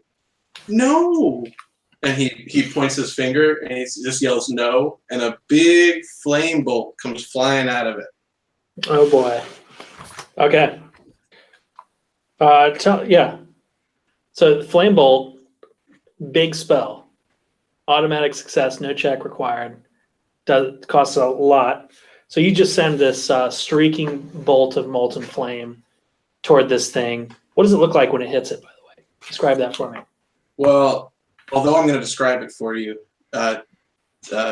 Garland doesn't actually see it himself, but he launches it, and it just grows and flies. He learned this in one of his druid self-defense classes, and so he yelled no, and the flame just shot out, hits the beast, and encompasses the whole thing. But equally strong was the force that shot Garland backwards past Draxus. The kick of a shotgun with a and so he goes flying back the other way. Did you still land on your feet though? No. Did you just ship Draxelin and Braxis? Did I what? Did you just ship Draxelin and Braxis because you called us Draxus? Draxus? Yes. Draxus sounds like a medication, so I couldn't, The Reach's hottest couple, Draxus. It's canon now. It's canon. The GM said it. All right, so yeah, you send this molten bolt of flame toward this thing, and you just hear this hissing and popping as its flesh just boils and is singed, and it like when you I don't know if as boys you ever put insects under the magnifying glass, but it sort of coils up instantly and just seems it writhes in pain momentarily, and it's starting to look pretty worse for the wear. Templeton, what are you doing? Well, I in a force of rage, I'm going to cast Force Wave on this thing, and I just shout, and a thunderous wave flows out of me and deals 10 damage to all creatures in his path. Okay. Did you say anything in particular, or are you just raging? Just raging. Okay. Yeah, you just let loose this mighty angry roar, and you just see this shockwave emanate from you, going toward this creature, battering it, and it winces again and starts writhing even more, and you can tell it's starting to bleed. And Aldrich, what are you doing? I'm going to. Is there anything that? So I'm coming around the side. Can I use? I've got this thing called a Pegasus hook, which is like a magical grappling hook. Oh yeah. Can I kind of Tarzan, fly in and land on his back I want to hear the Tarzan howl. Yeah, I'll say you can do that. Make an acrobatics check for me to see if you can do that. All right. 13. Nice. Yeah, you sail onto this thing's back, and you're now riding the centipede. Nice. You're going to You regret can make that an attack action. if you want to. Can I make an attack? Yeah, And I'm gonna take out that black sword, and I'm gonna just like smash it in the back of it, and just try to stab it in the back of the head. Ooh, okay. Roll an attack for me. Oh, that's a 4. Yeah. This thing is bucking all over the place, and you try to stab into it, and you unfortunately just kind of nick its side, and it launches you off of its back, and you fall onto the rubble nearby. On its side. You're still on top though. You're like on top of the rubble next to it. This is a long boy here. You can tell he's probably about 40 feet long. Nice. He's coming up over this thing. And it's now the centipede's turn. And who hit him last? That would probably be me. You can tell this druid, this naturalist, using baggage here, baggage language, is very mad that it's got burned. Can tell. Slithers past all of you toward the druid, rears up on its legs, and you can just see all of these freakish legs kind of clicking at you, and goes in to bite you, and that's a critical hit. Oh, snap. You take 40 damage. Ooh, that's got you at 0. It's got you at 0. Wait, do you have 9 lives? That's not canon. No. No. Clearly, given his obliviousness, he's already used 8. It's on his 9th. So yeah, you're on death's door. I'll just explain that real quick how this mechanic works for everybody. When you reach 0 hit points, you're on what's called death's door. You stay on your feet. Nothing bad happens to you yet. But if you take damage again while you're at 0 hit points, anytime you take damage while you're at 0 hit points, you have to roll a death check. If you roll poorly, you die instantly. That's a failure level roll. If you roll a mistake range roll, you fall unconscious, and you may gain a permanent debility depending on the stakes involved. So maybe you lose a limb, maybe you have a scar, maybe you lose a faculty of sensation that can only be restored using powerful magic or some kind of more powerful restoration ability. If you roll a success, you stay on your feet and you keep ticking, and you can keep acting. And a critical success restores you to a certain amount of hit points. So that's how Death's Door works. You don't have to roll yet, but your doomsday clock is approaching midnight, my friend. Ow, man. Dude. Uncool. All right, Draxelin. All right, so I'm gonna say, if it's okay, that Draxelin was doing the same thing, because I don't want to be distracted by Garland's demise. So, but having seen Templeton do Force Wave, Draxelin realizes that they have a shared ability, that Draxelin too, they also know Force Wave. So they run up. Yeah, buddy. They run up and take a deep breath in and go poof. And the thunderous wave shoots out. Of course, whenever they say poof, lights up both hands, because stage magic. It sends out this thunderous wave, which is much different from the soft poof that they said, and it strikes the centipede, the long fella, right in the side. Yeah, you're close to it, and you can tell that the force of this wave just immediately bends, and you hear a snapping sound as several of its legs just break in the face of this wave. And it again winces, and it recoils and starts to retreat backward from where it struck Garland, and is slithering backward toward this wall of the keep. And Garland, what are you doing, my friend? Oh, man. Yeah. Well, I'm like conscious, right? Just dying. Yep. Yeah. You're on your feet. You're basically just in a situation where it's like any more damage is a chance to be a fatal blow. All right. Draxlin, I cannot believe you talked me into this lifestyle of ours, man. This is uncool. That thing could have killed me. It could have killed me. I mean, technically, it still can kill you. Oh, is that thing still? Oh crap! It's right over.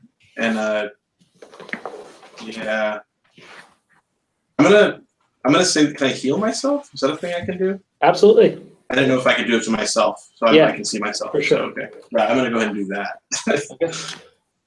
And then I'm gonna get behind. I'm gonna get behind Draxlin. Okay. Braxis, what are you doing?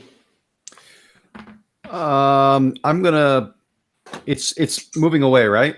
Yeah, it's backing up the way it came, but it's still within reach of you.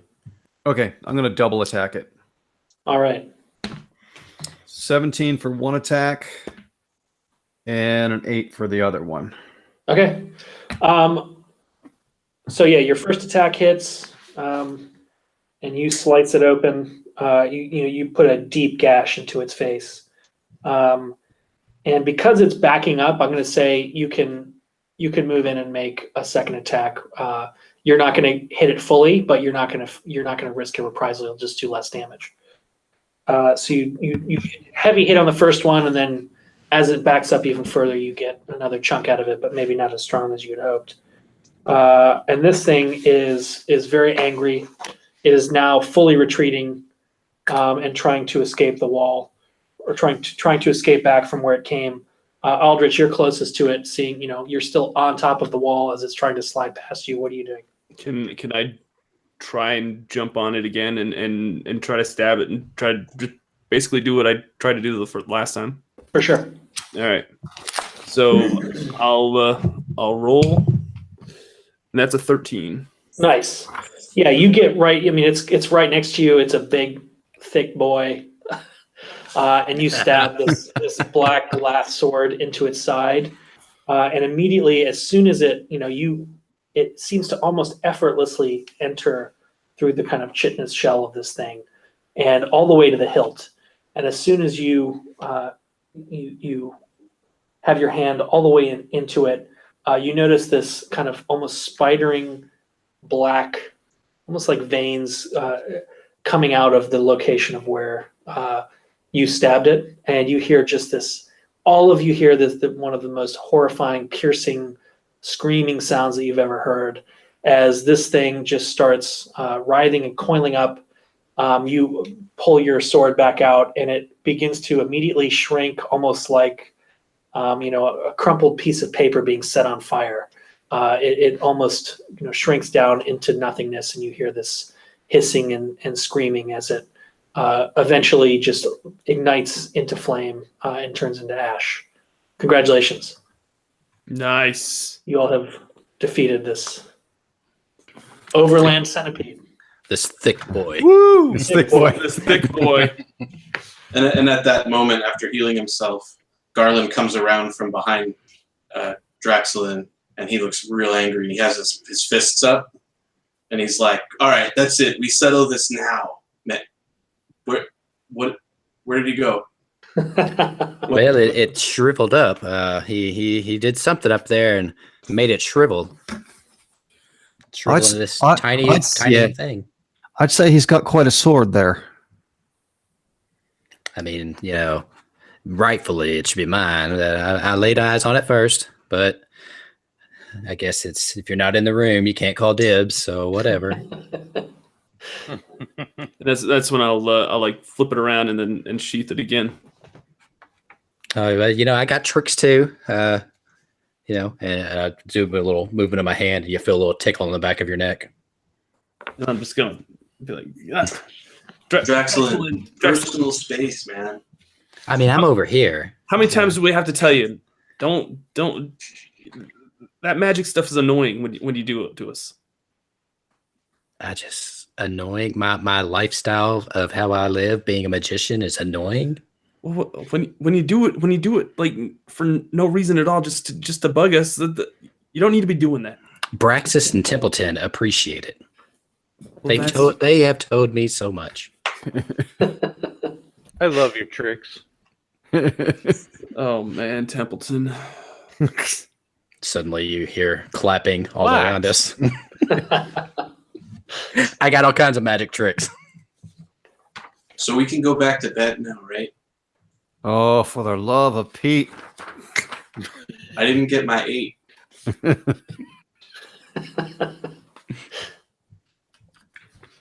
Man, that's just your opinion, man. It tied the room together. All right. It's probably 3 or 4 a.m. at this point, so you have a little bit of the night left, but it's not quiet around here, just as quiet as before. No more rumbling on the ground. And you just have a pile of ash and little centipede in front of you. I kind of poke through that, and if I don't see anything, I'm going to try to follow it's from where it came. Okay. You can follow it. I mean, you can either climb over the keep or go around. Either way, you get to the source of where it appears to have emerged from burrowing under the ground. You see a little bit of a ditch, of a hole where it emerged from that has kind of collapsed in on itself. Does it look like anything we can go down, or no? It's a burrow? It seems like it displaced the earth, but there's no permanent hole there or cavern.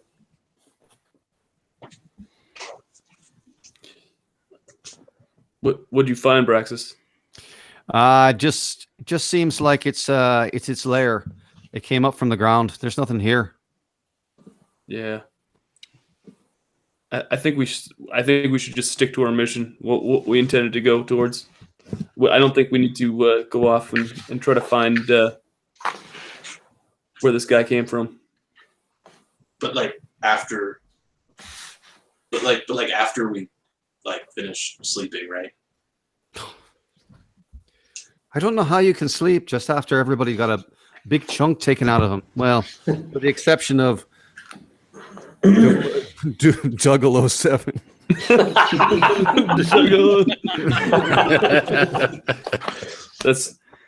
That's why they call me Juggalo 7. I come in and take care of business. He's shaken but not stirred. I was waiting for an opportunity to use that line. I couldn't find one.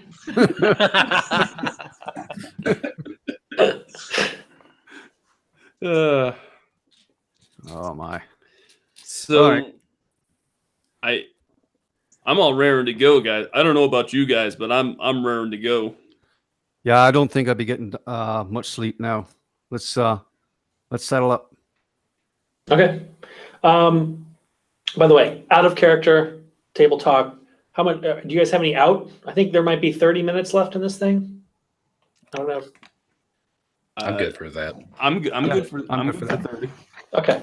I need like a 2-minute break here if we can take one. I'll be Sure. right back. All right. Okay, Sure. great. I'll be right back. Well, while this is happening, Draxelin, I'm going to stay in character. Draxelin is looking at the remaining carcass of the centipede. Appraises it, reaches down, takes the dagger, starts to cut a little bit, and eventually, a few minutes later, comes up with a nice section of it. Walks over to Garland and says, "Well, no, I believe that this Garland, wake up, Garland, hello, Garland, look, Personal space. Personal space. I'm trying to show you that I made you one of those hammocks out of our foe. I cut off this piece of it, I think, and then they walk over to find a nice little place and puts one end up on it, puts a rock to hold it down, a nice rock to hold it down, kind of pushes it in there real good, walks over to the other side, puts another rock, and it's got the hammock sitting there and swinging, pushes it, Shows them how it works. If I know anything, man, it's how a hammock works. Is this how a hammock works? Yeah, but that thing's gross, dude. Well, That's not natural. You're a naturalist, aren't you? Like one with nature. This thing's natural.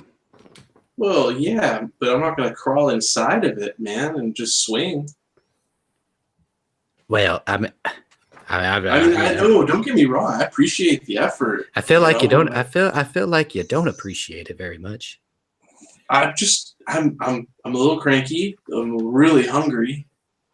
And Listen, I've been thinking this the whole time. I didn't want to say it, but you've offended me now, and I'm going to say it. I preferred you as a cat, butt licking and all. Oh, Back to the butt looking. So Garland, you're healed now, totally, or?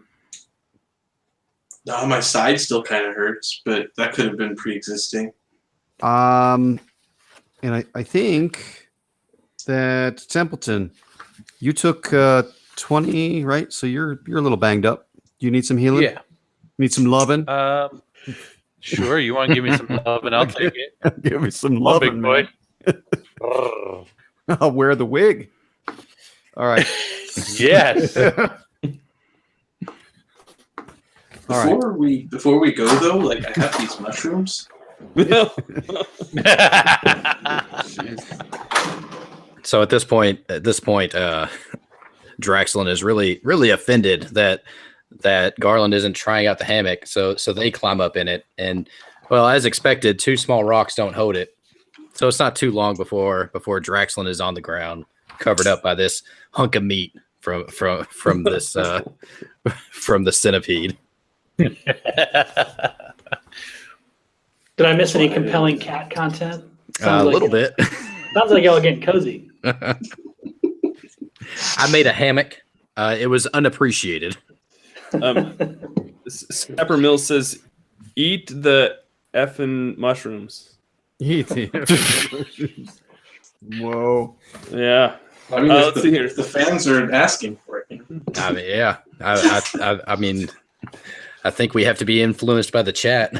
There's been some great dialogue. I'm gonna say right now, the chat has been. I wish we could like stop and like pause and like have like a Mystery Science Theater 3000 chat going on while we're playing because there's some great comments in here.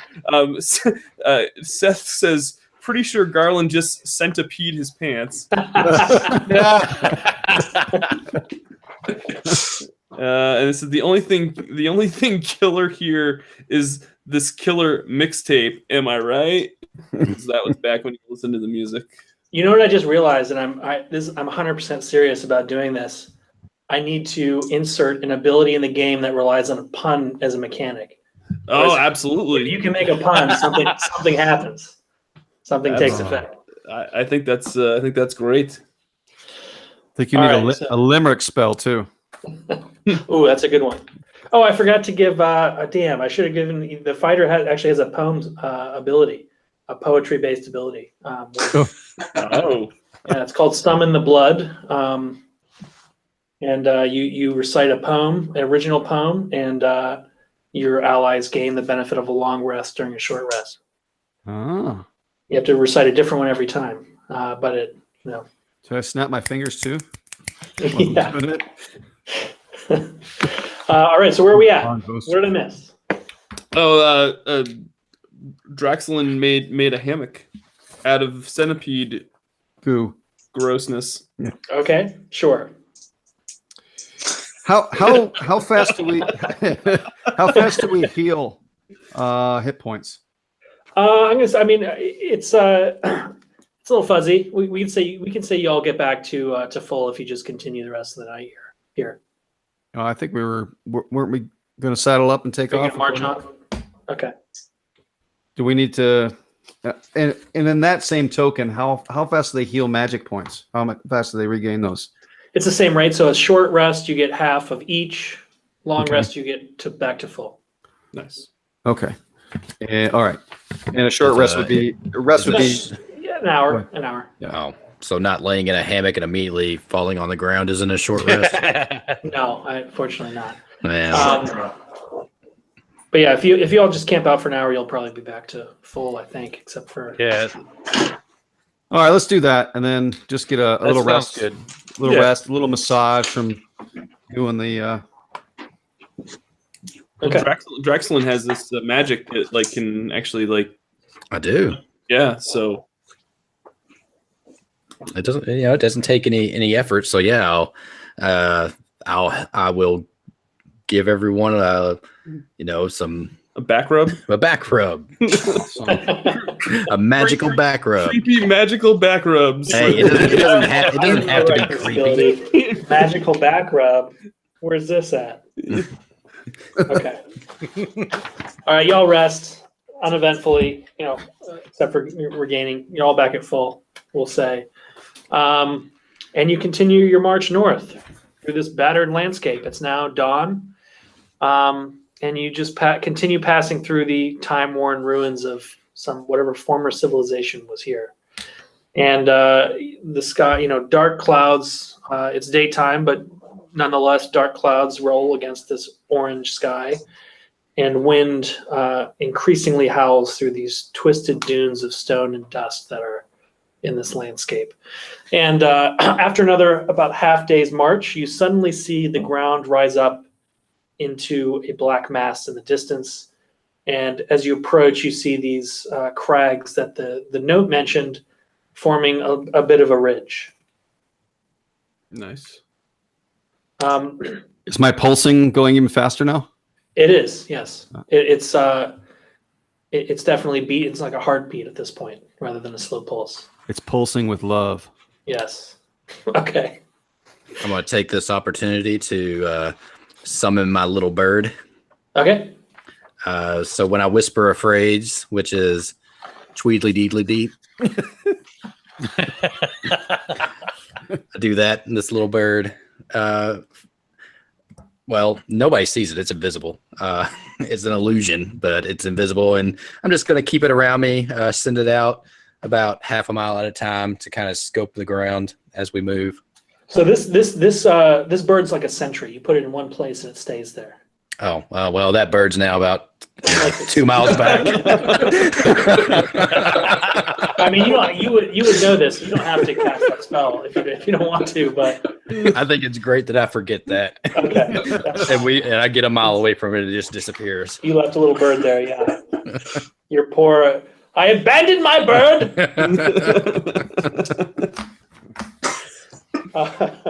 Okay, so y'all, I assume, just approach this ridge, unless you tell me otherwise. But as you reach the top of these crags, you see a crater below, forming a near perfect ring around a perfectly still lake. And there's a dense fog over the center of this lake that obscures the opposite side, but you can tell this thing's huge. I mean, it's easily several miles wide. And down the incline of this crater before you, about a football field away, you see several small boats broken on the rocks on the shore. And you can see several figures kind of laid up beside these boats.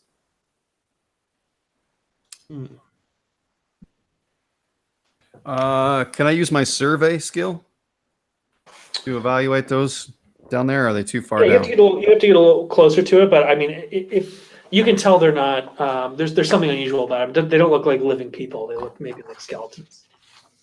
Okay.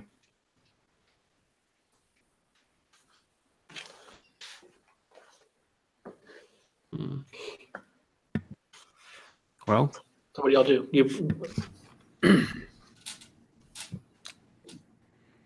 Do we want to? Should we go over and investigate? I think we should take a look at these skeletons. Maybe learn what made them skeletons. you're the spy. Why don't you go down there and sneak right. out? So Well, didn't you say that this excuse me? Didn't you say that this blade you found was with a skeleton at the keep? Oh, that's right. This is true. This is Well, true. Draxlin takes off running to the skeletons. Not going to miss out on loot I again. think we better go after him. So I'm just gonna I'll walk behind him, but at a slower, much slower pace, and just shake my head like, oh my word. All right, Draxlin, you excitedly just run down this incline, kind of slipping and sliding down your way through this dusty crater wall. And you're first to reach these boats, and you immediately see that they're just dead people. There's several skeletons, a number of rusted swords and shields nearby. Nothing that looks like that. I mean, they look ancient. Like ancient. These boats are just totally shattered. And these swords and shields and whatnot are so rusted out that you just instinctually realize they must have been here for a very long period of time. But one of the skeletons is clutching what appears to be a leather satchel that looks almost fossilized. Well, Draxlin's going to pick that up. Okay. Yeah, you turn it over and realize that it's very stiff. Something has preserved it. It's almost stone-like, but you're able to break the satchel open to find more fossilized belongings. But you also find in this pouch a note with a familiar symbol on it.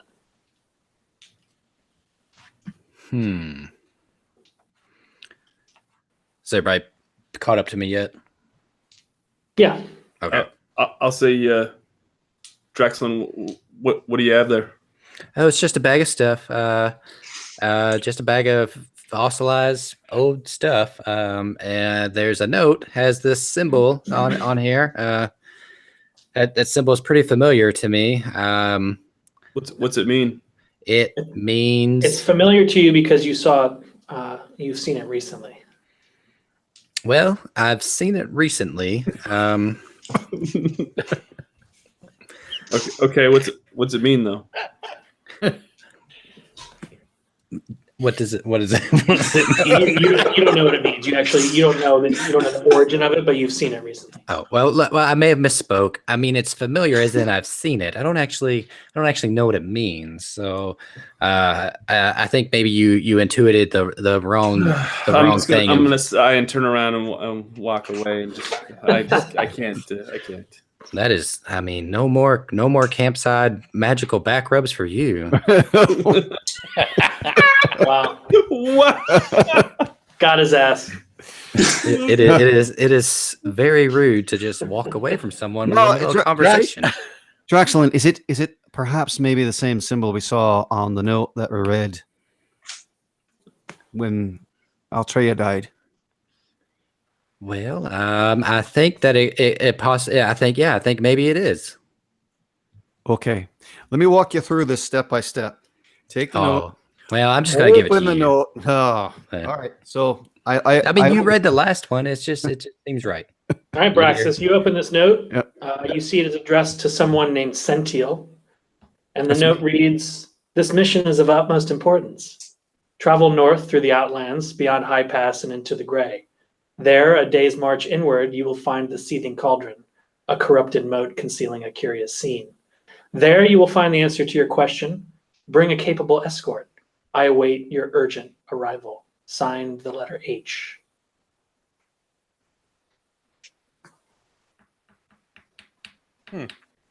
Hagrid. Let's see. I was thinking Hans, maybe. Haggis? Henry. Who? No, that's a W. Haggis? Compelling theories, guys. Yeah. So I look at I turn my attention to the lake. It's completely still as glass? Completely still. Are there any stones on the shore? Yeah, there's some. I mean, it looks like these boats are crashed up against some rocks, and there's some pebbles and stones, but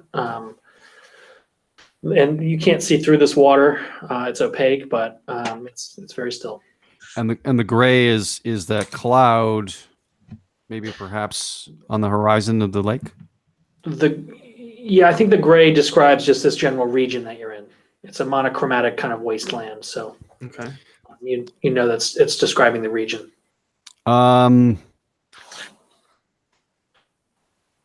Well, I take a stone Mm-hmm. and I toss the stone into the water. Okay. You toss the stone into the water and you hear it splash, and then what you think is like hitting the ground, like as if it doesn't sink very far. All right. I'm going to start walking into the water. Okay. You begin wading into the water. It gets ankle deep and no deeper. There you go. So I'm gonna look up and look over at Praxis, and I'll start heading his way. Okay. Braxis, as you begin approaching this fog, in the center of the lake, the soft light appearing in your glasses holds steady. It is no longer pulsing. It is just a constant light. Lads, I think we've reached the point. The light in my glasses, it's steady. I think it's just wherever we're going. It's just right ahead. All right, let's go, guys. What are you doing? Well, Drexlin's going to follow. Following you guys. Yeah. Okay. Garland. Garland's with you. You all walk into this fog, and after about 5 minutes of walking, you immediately emerge from the other side, and almost like what's just a flat wall of fog that just suddenly ends. And as soon as you emerge from this fog, you witness a truly unbelievable scene. You see rolling fields of lush grass dotted by blooming trees and a winding path in front of you that goes toward a mansion in the center of this land. Birds are flying overhead, chirping and calling. I grab a hold of Draxlin's hand and start skipping through the fields. Yeah, we do. That's Yeah, right. this is joyous. I mean, this scene seems impossible to you. It doesn't make any sense. So I think skipping merrily obviously seems like a rational. Can you throw up like some glitter or something, some little sparkles as we're skipping? Already doing it. She turns around. All looks right. At Drexlin. They turn around. They look at Garland and says, "Look at all this nature, Garland. Isn't this your thing?" This is the most beautiful thing I've ever seen in my life. I don't think I'm ever going to leave this place. Is this like a contiguous forest kind of thing, like in here? It's more like open fields with some trees, like the iconic single trees in the farmland, and then there's there's definitely a type of estate in the middle of this place that you can see. Okay, so I couldn't use taproot in a situation like this. You could there's a tree maybe 20 yards ahead of you, close by, that you could use. Just to get an idea of maybe something that might be in there. Yeah. Okay. What are you searching for? Well, excuse me, guys. I'm going to go over there and hug that tree. Yeah, describe what taproot does for everybody. So it lets me touch a tree, and I get to connect myself to the network of living creatures in the area, and I can search for objects or things that are moving. And I'm kind of looking for the next thing that I think Draxlin is probably going to want to go after. Which is what? Probably something valuable. Okay. If you're searching for something vague, you immediately sense the presence of life up toward the area of this mansion. Okay. A strong presence of living things. I lose track of the last thing I was looking for rather quickly. I'm really liking this tree. Hey guys, I think there's something up there in that place. We should use caution, but check it out. Agreed. I'm gonna need a few more minutes though. It looks like it's probably about a 5-minute walk. It's not terribly far away.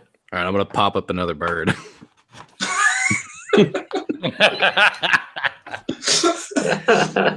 And nobody can see it. It's invisible. But you definitely see Draxel talking to something, and you hear low whispers of, "No, I promise this. Yeah, I promise I won't leave you again. It just slipped my mind. I forgot that you kind of stay in one place. Just fly over that up there, fly over that, and you just let me know if I need to run away." Okay. Do you all approach this estate? Yeah. Yeah. But before I join up with everyone, though, well, I'll just describe what it looks like when I get there. But I'm casting Carapace, Okay. and so I come running up. This is a visible thing, right? This isn't an invisible suit of. Correct. Yeah. So I come running up in this really clanking, really large, too big for like a kid wearing his father's armor. But this chitinous shell that coats me in like armor, and I look like my head is like kind of buried in it a little bit, so I'm only looking over the top of it. But I'm like, all right, let's be heroes, guys. So Aldrich is going to look at Garland and just be like, guess we're doing that, and just. I'm sorry, man. Did you almost get eaten last time? Because I almost got eaten last time by that giant worm thing that you shriveled up into a tiny thing that then got cut open by our friend here, and then he fell in it. What are we doing? I think we were just going to check this estate out and see what's going on in here. But no, you do you, man. You do you. Did we want to do the mushrooms now before we go in? Because if we go in, I'm afraid that we're going to have to offer some to the host. And I don't want to be rude, but if we do them now, we don't have to share outside of us. All right. Braxis is just shakes his gorgeous glossy mane and just continues determinedly walking up towards the estate. Determinedly walking up towards the plot. All right. Yeah. Again, I'm just going to shake my head and walk behind Braxis. Well, Draxel kind of pats Garland on the back and says, "It's a good look for you. It really is. So these mushrooms, is it like is this like one of those new natural like healing things?" Yeah. Kombucha. Tippleton, let's eat these magical healing mushrooms, Tippleton. Sounds good to me. Oh, always a good sport, Tippleton. Wait, so who's eating the Of course. Show of hands. Templeton. Okay. Three of you are now high on mushrooms. I think you meant to say. It's like the way I live my life. I think you meant to say 3 of you are now a liability. No, wait. All don't we right, get so- special powers for eating the mushrooms? you see things. They are magic mushrooms the way you think. Sapper Mills just wrote, "Finally." Wait, in eating the mushroom, did I just get one of my lives back? The 9 of them? As far as you know, but maybe not as far as reality. All right. Braxis leading several people who got too high at the party. You all begin approaching this mansion, and you notice a bunch of figures walking around the grounds, and they look like caretakers working on the property. There's lots of like manicured hedges around. There's plants. There's definitely a gate surrounding this kind of what looks like gardens around this estate. And the path that you're on leads right to a gate. And you can see standing as you get closer, standing at the gate to this mansion is a woman in very strange formal, what looks like formal attire. You're not sure, but you haven't seen any fashion like this before. And her arms are clasped in front of her, and she's looking at all of you as if she kind of expects you to come closer. Are there any animal topiaries? Not that you see, no. No, and I'm message freaking times. out. The bushes are getting closer. Red Rom. Red Rom. So that's what Braxis and Aldrich see. What does back of the party see?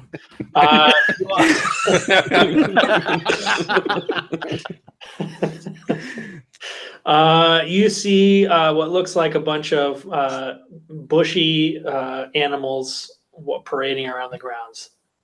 Nice. Amateurs, man.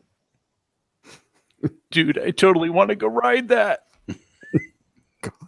So Braxis and 007, what's that really fancy dressed, wacky waving inflatable arm lady doing up there? Got practice. She's welcoming us to the garden of all things Taco Bell.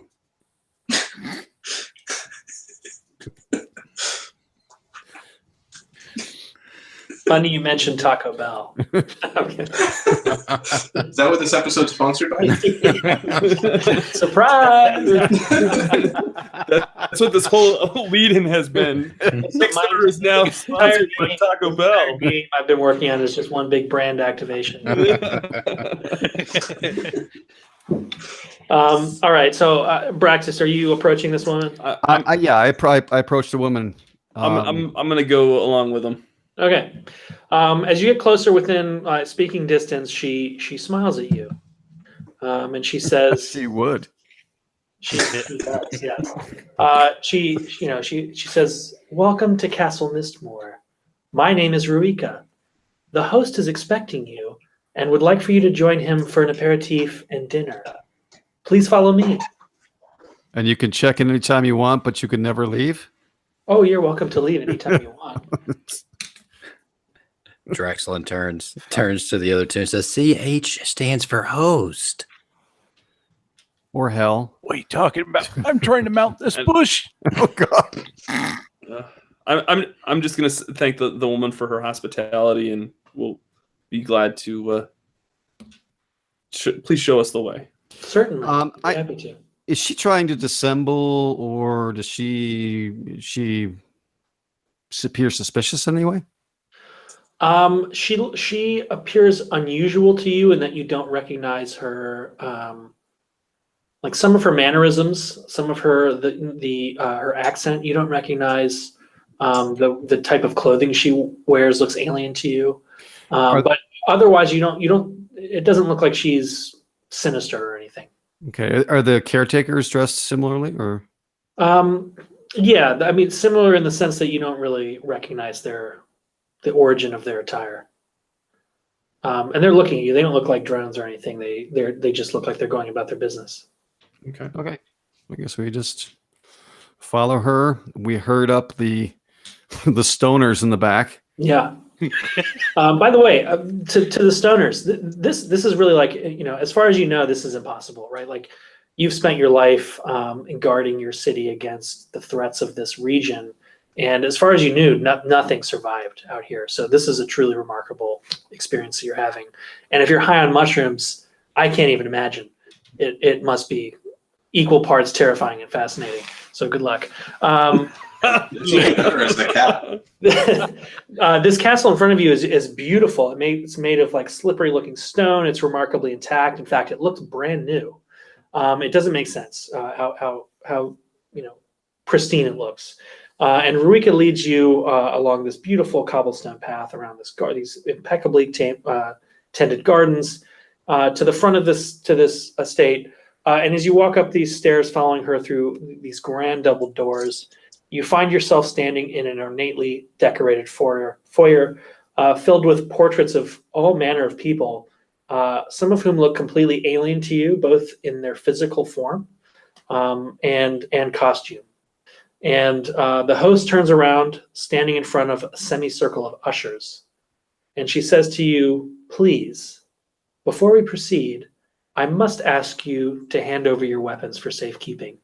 Don't worry, we will return them to you after dinner." Meow. You guys got to feel the stone. It's so smooth. And Aldrich, I think, upon hearing this, you immediately instinctively put your hand toward your blade That's and look down, and you notice that the blade of glass that you picked up is invisible at this point. Okay.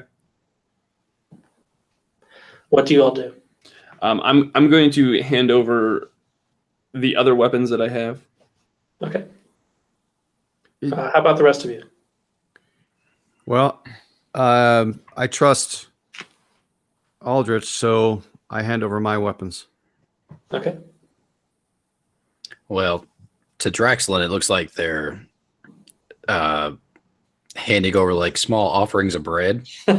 So Draxlin pulls out their dagger, which looks like a nice piece of bread, and offers it up as well. Okay, I think that's all of you. So the ushers come up. Oh, sorry. Go ahead, Garland. Oh, I'm a cat. You're a cat. Yeah. Okay. So the ushers graciously take your items, disappear into kind of a nearby back room with your equipment, and they don't return. And Rika motions for you all to follow her down a hall through this beautiful golden gate, down this grand hall in front of you. And as you enter this hall, you notice even more grand portraits of strange people. And even more peculiar, you find a bunch of framed objects, most of which you don't recognize at all. One of them is like this strange rectangle that looks like has a glass face, and then it has rows of these protruding, just these protruding surfaces with glyphs on them. Another is what looks like this gleaming silver pipe with a wooden handle. Eventually you arrive in front of another set of great double doors with two ushers on either side, who open the entrance to this magnificent dining room. And there's servants standing along the wall with their arms behind their backs, stoically waiting to be called upon. And Rika leads you to a table and shows you to her seating, and says, "Our esteemed host will be with you shortly." And at that point, a servant walks over and pours a pinkish chilled liquid into a wine glass in front of each of you and retreats to the wall. After a minute, by the way, what do you do? Are you? I'm just going to just kind of look around. I'm gonna look at Braxis and see what he's, and kind of take any visual cues that he might be able to. Like, almost look at him like, what are you thinking here?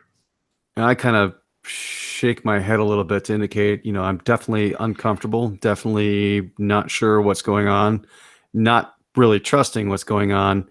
Does the liquid smell like anything at all? I mean, I pick up the glass and it smells vaguely fruity, of what you understand as being fruity. But from the moment you walk through this fog, like everything here is very unusual, and everything that you've seen inside of this place looks like it was invented out of whole cloth. Like you don't really recognize any of it from what your own civilization. All right. I guess, and the servants are just standing there, and Yep. They're smiling. Some of them are talking to them among themselves quietly. In a language we understand, or no.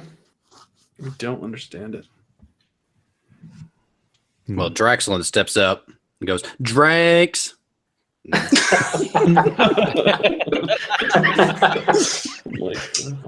do you drink it? Yep. Okay. You imbibe this liquid, and it tastes sweet and fizzy, unlike anything you've ever had before.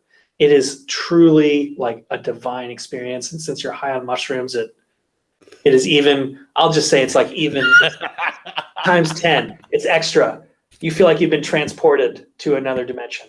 Garland the cat is sitting right in front of him, very, very, very, very close to Draxlin's face. Right after he puts the cup down, the cat's right there. As soon as you set this wine glass down, the double doors swing open, and a figure in this brilliant blue cloak and black vestments strides into the room confidently, cheering your arrival. He says, "Welcome, my friends," and he draws closer to you. And he appears to be this handsome humanoid man who looks kind of like you, with this youthful skin drawn tightly against his bones and this neatly groomed black hair. And he says, "My name is Haskell, and I'm so glad you could make it. When I found out you were on the way, I arranged this meeting. It's so nice to finally meet some of my neighbors beyond the wall." And he walks around to the head of the table and raises one of the glasses there and asks you all to join him in a drink. Yeah, I'll grab a glass and be like, absolutely, thank you for your hospitality. My pleasure. Sparkles.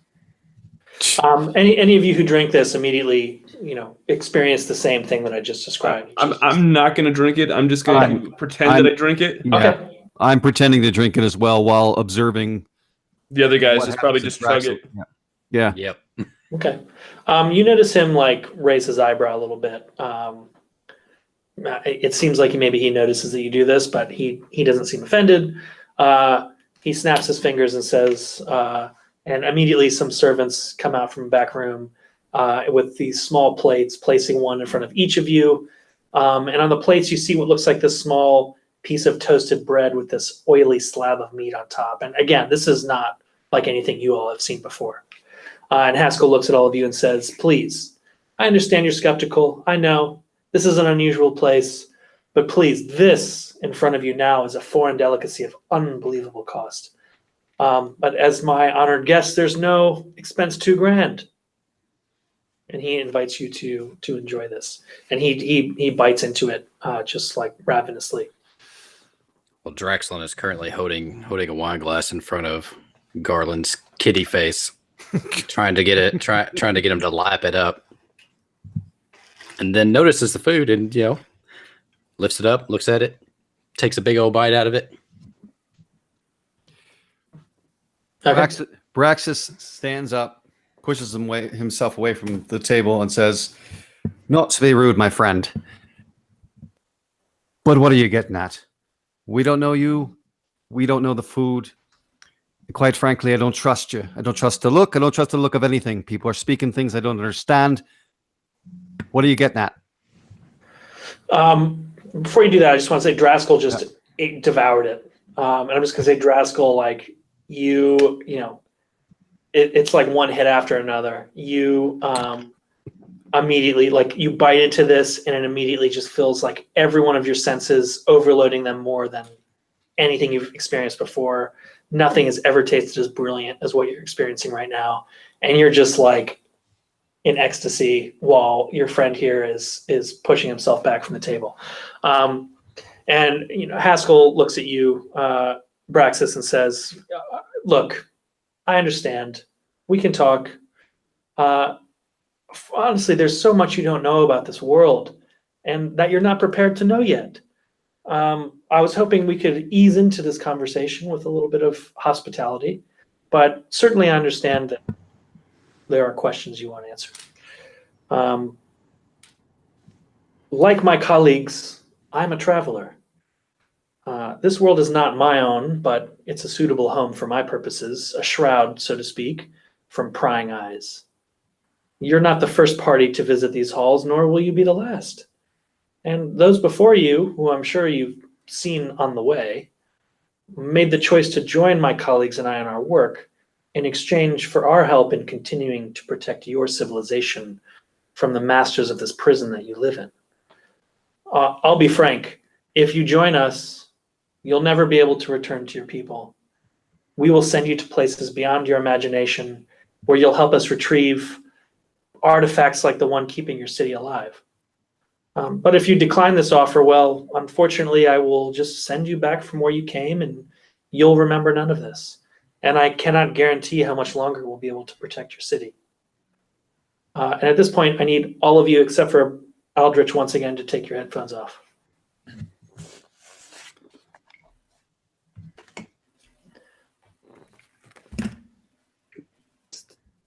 Tim, you're good? No. All good? Tim? No. Yeah. Tim, nobody can hear me? Okay. I guess not. Aldrich, you feel this blade burning against your hip again. And you hear this grim voice return in your head. And it says, Kill the interloper now, or your people will die. Okay. Very cool.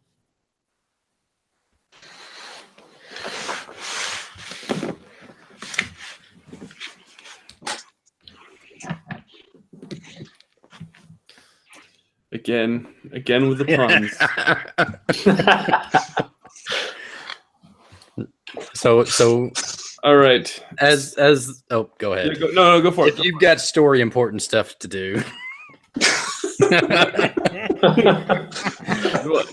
Well, I'll let you get your go for it. All right. Otherwise, So after the host speaks, Draxlin walks over, or saddles up next to Braxis, and too loudly says, "Braxis, I can read his mind and tell you what his intentions are."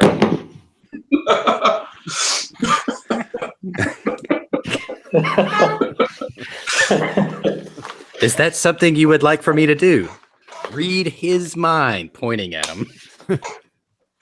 Why, yes, it'd be nice. Consider it done. I'm using my insight. Choose a target within range, and I immediately learn that creature's most prominent intention. You learn exactly what he just said to you. He desires to recruit you to help him and his colleagues with their aims. And word for word what he said, I repeat it back to Braxis, thinking 100% that this is new, unknown information. And I celebrate with another glass of wine, feeling like I did a job well done. so I'm going to approach. What's this gentleman's name? Haskell. Haskell. I'm going to approach Haskell, and I am going to offer my hand and say Marriage. no. I'm just going to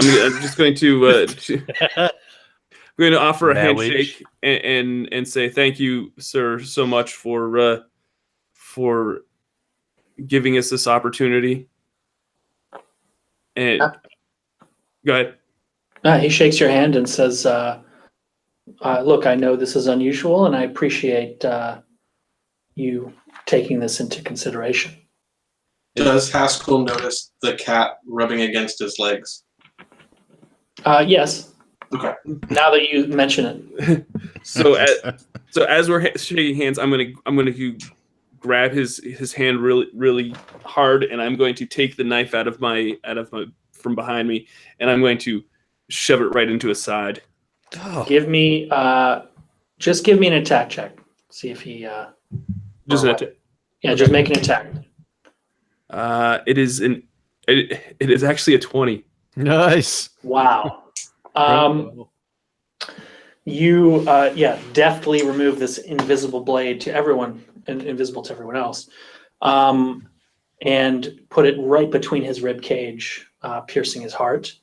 And you know he just looks stunned and surprised. Did not expect this coming at all.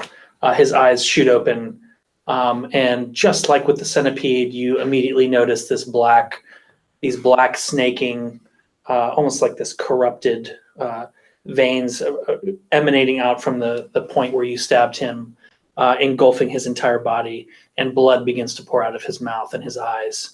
And he collapses to the ground, coughing, looking up at you, saying, "You fool, what have you done?" And he collapses to the ground, shrivels up, and ignites in flame, turning into ash, just like the centipede. And as soon as this is really harsh in my buzz. Oh, this is a fucking nightmare for y'all on mushrooms right now. You don't know what the hell's going on. This is some like trippy Alice in Wonderland stuff going down. As soon as he crumples to the ground dead, everything around you, including all of the servants, the building you're in, the food on the table, vanishes. And you're now standing not in lush rolling green hills, but the same kind of desolate wasteland that was that you saw that you saw on your way here. And as soon as you do this, everybody here begins to hear this echoing voice emanating from this blade that your friend Aldrich is now holding. And it just starts laughing. It starts laughing at you. Can I do I laugh along with it? Can I laugh along with it? You may laugh, yeah. Roll to laugh. No. You begin laughing. And the blade immediately in your hand shatters and crumbles to the ground. And that's it. Nothing else happens. We're going to fast forward the story because you just destroyed your entire world. You all, this place had vanished. You killed this person. You did not find the answers you seek. And as you trek to return back to your civilization, you travel the same amount of time it took you to get here. But when you reach what is supposed to be the borderland of your civilization, you notice there are no green fields, there are no trees, there are no outland towns. And as you march closer to the center, you see basically just the same army of horrid creatures that attacked you at this keep, overtaking your civilization. So congratulations, Aldrich. There were lots of ways this could have gone, but you basically just invited the cataclysm that destroyed your world back into your civilization by fulfilling this demon's wishes. Awesome. I knew it. Garland, I'm gonna need as many of those mushrooms as you can give me. So you look over to Garland, and there's this cat cleaning itself, really rigorously cleaning itself in front of all of you. And when you react to it, Garland himself, as a human form, comes walking around a tree going, "What?" I am never doing shrooms with 007 ever again. Just saying. Way to kill a buzz. So that was it. That was a one shot. Nice. Well, thank you so much, TC. Thank you so much for coming on tonight. If folks would like to check out Quest, like I said, click the link in the description below. Where can folks find you, TC, online and on social media? I'm at Twitter at chillmage, at chillmage. Nice. Yeah, you can find me there. Adventure.game is the site. Check out the Kickstarter. I know we have to wrap up, but how did you enjoy had a lot of fun. Okay. I had fun. Cool. Yeah, it was good. I had fun. My butt's never been as clean as it is now. That was fantastic. Absolutely. TC, are you going to be? Do you do any conventions? Are you going to have Quest out? Are you going to be doing any events? We're going to be working, really hard with our heads down the next few months. But I think we're going to. I can't announce it yet, but I think we're going to be at a convention later this year in Portland, Oregon. Nice. You may be able to deduce what that is after you go look it up, but. We'll probably be there, and then hopefully we'll be out to more places next year when we have more prototypes to share with people, and we get closer. We'll also be releasing kind of the digital edition of our game in April to everybody who backs the project at our digital edition and above. So people will get the game early next year, print and play version, and then because the art's going to take time, we'll be reissuing the digital edition. In late 2019 when we manufacture the physical products. Nice. So yeah, you'll see us around next year in Origins and other places. Awesome. Very cool.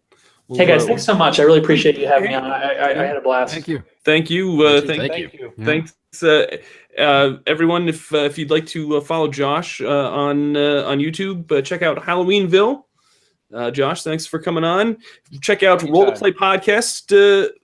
And Ken, if you liked Ken's shenanigans tonight, you have even more shenanigans on the podcast, and Ken's putting some great episodes out there. Michael, thank you. Where can folks find you on Twitter, on social media? I mean, you're just all over the place. Yeah.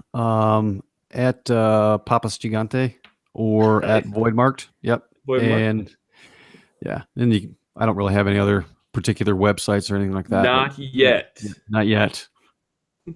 We're working on that. Tim, where can folks find you if they want to check out more about the Tim Devine butt licking person that? Well, if you want to find that person, I can do that. I can send some stuff out after the show. Don't Google that. Don't Google anything that Doug has said. You can find diceupgames.com. My wife and I play hack and design games, and also GM Tim D on Twitter, and then we're also on Facebook and all kinds of stuff. Dice Up Games. Nice. I want to thank everybody for coming on. Of course, I want to thank TC for hosting this, for being our guest tonight. If you like this video, please give it a like down below. If you enjoyed this session and I'd love to have you as a subscriber, feel free to subscribe to the channel. We also have a Facebook page and and you can follow me on Twitter at DougVC Gaming. We do all sorts of stuff like this, and hopefully, Tim, TC, once you've got the book ready for release, maybe we'll have you back on and we can do maybe a follow-up session. That'd be great. I'd love to be a player. Someone GM for me, please. Absolutely. I think I might have a GM or two in this group. Yeah, nice. Gladly. Nice. I think anyone here probably would. Yeah, absolutely. So, all right, folks, that's going to do it for us for tonight. Thanks again for watching. This has been Victory Condition Gaming, because winning shouldn't be the only victory condition when you get to the table. We'll see you next time.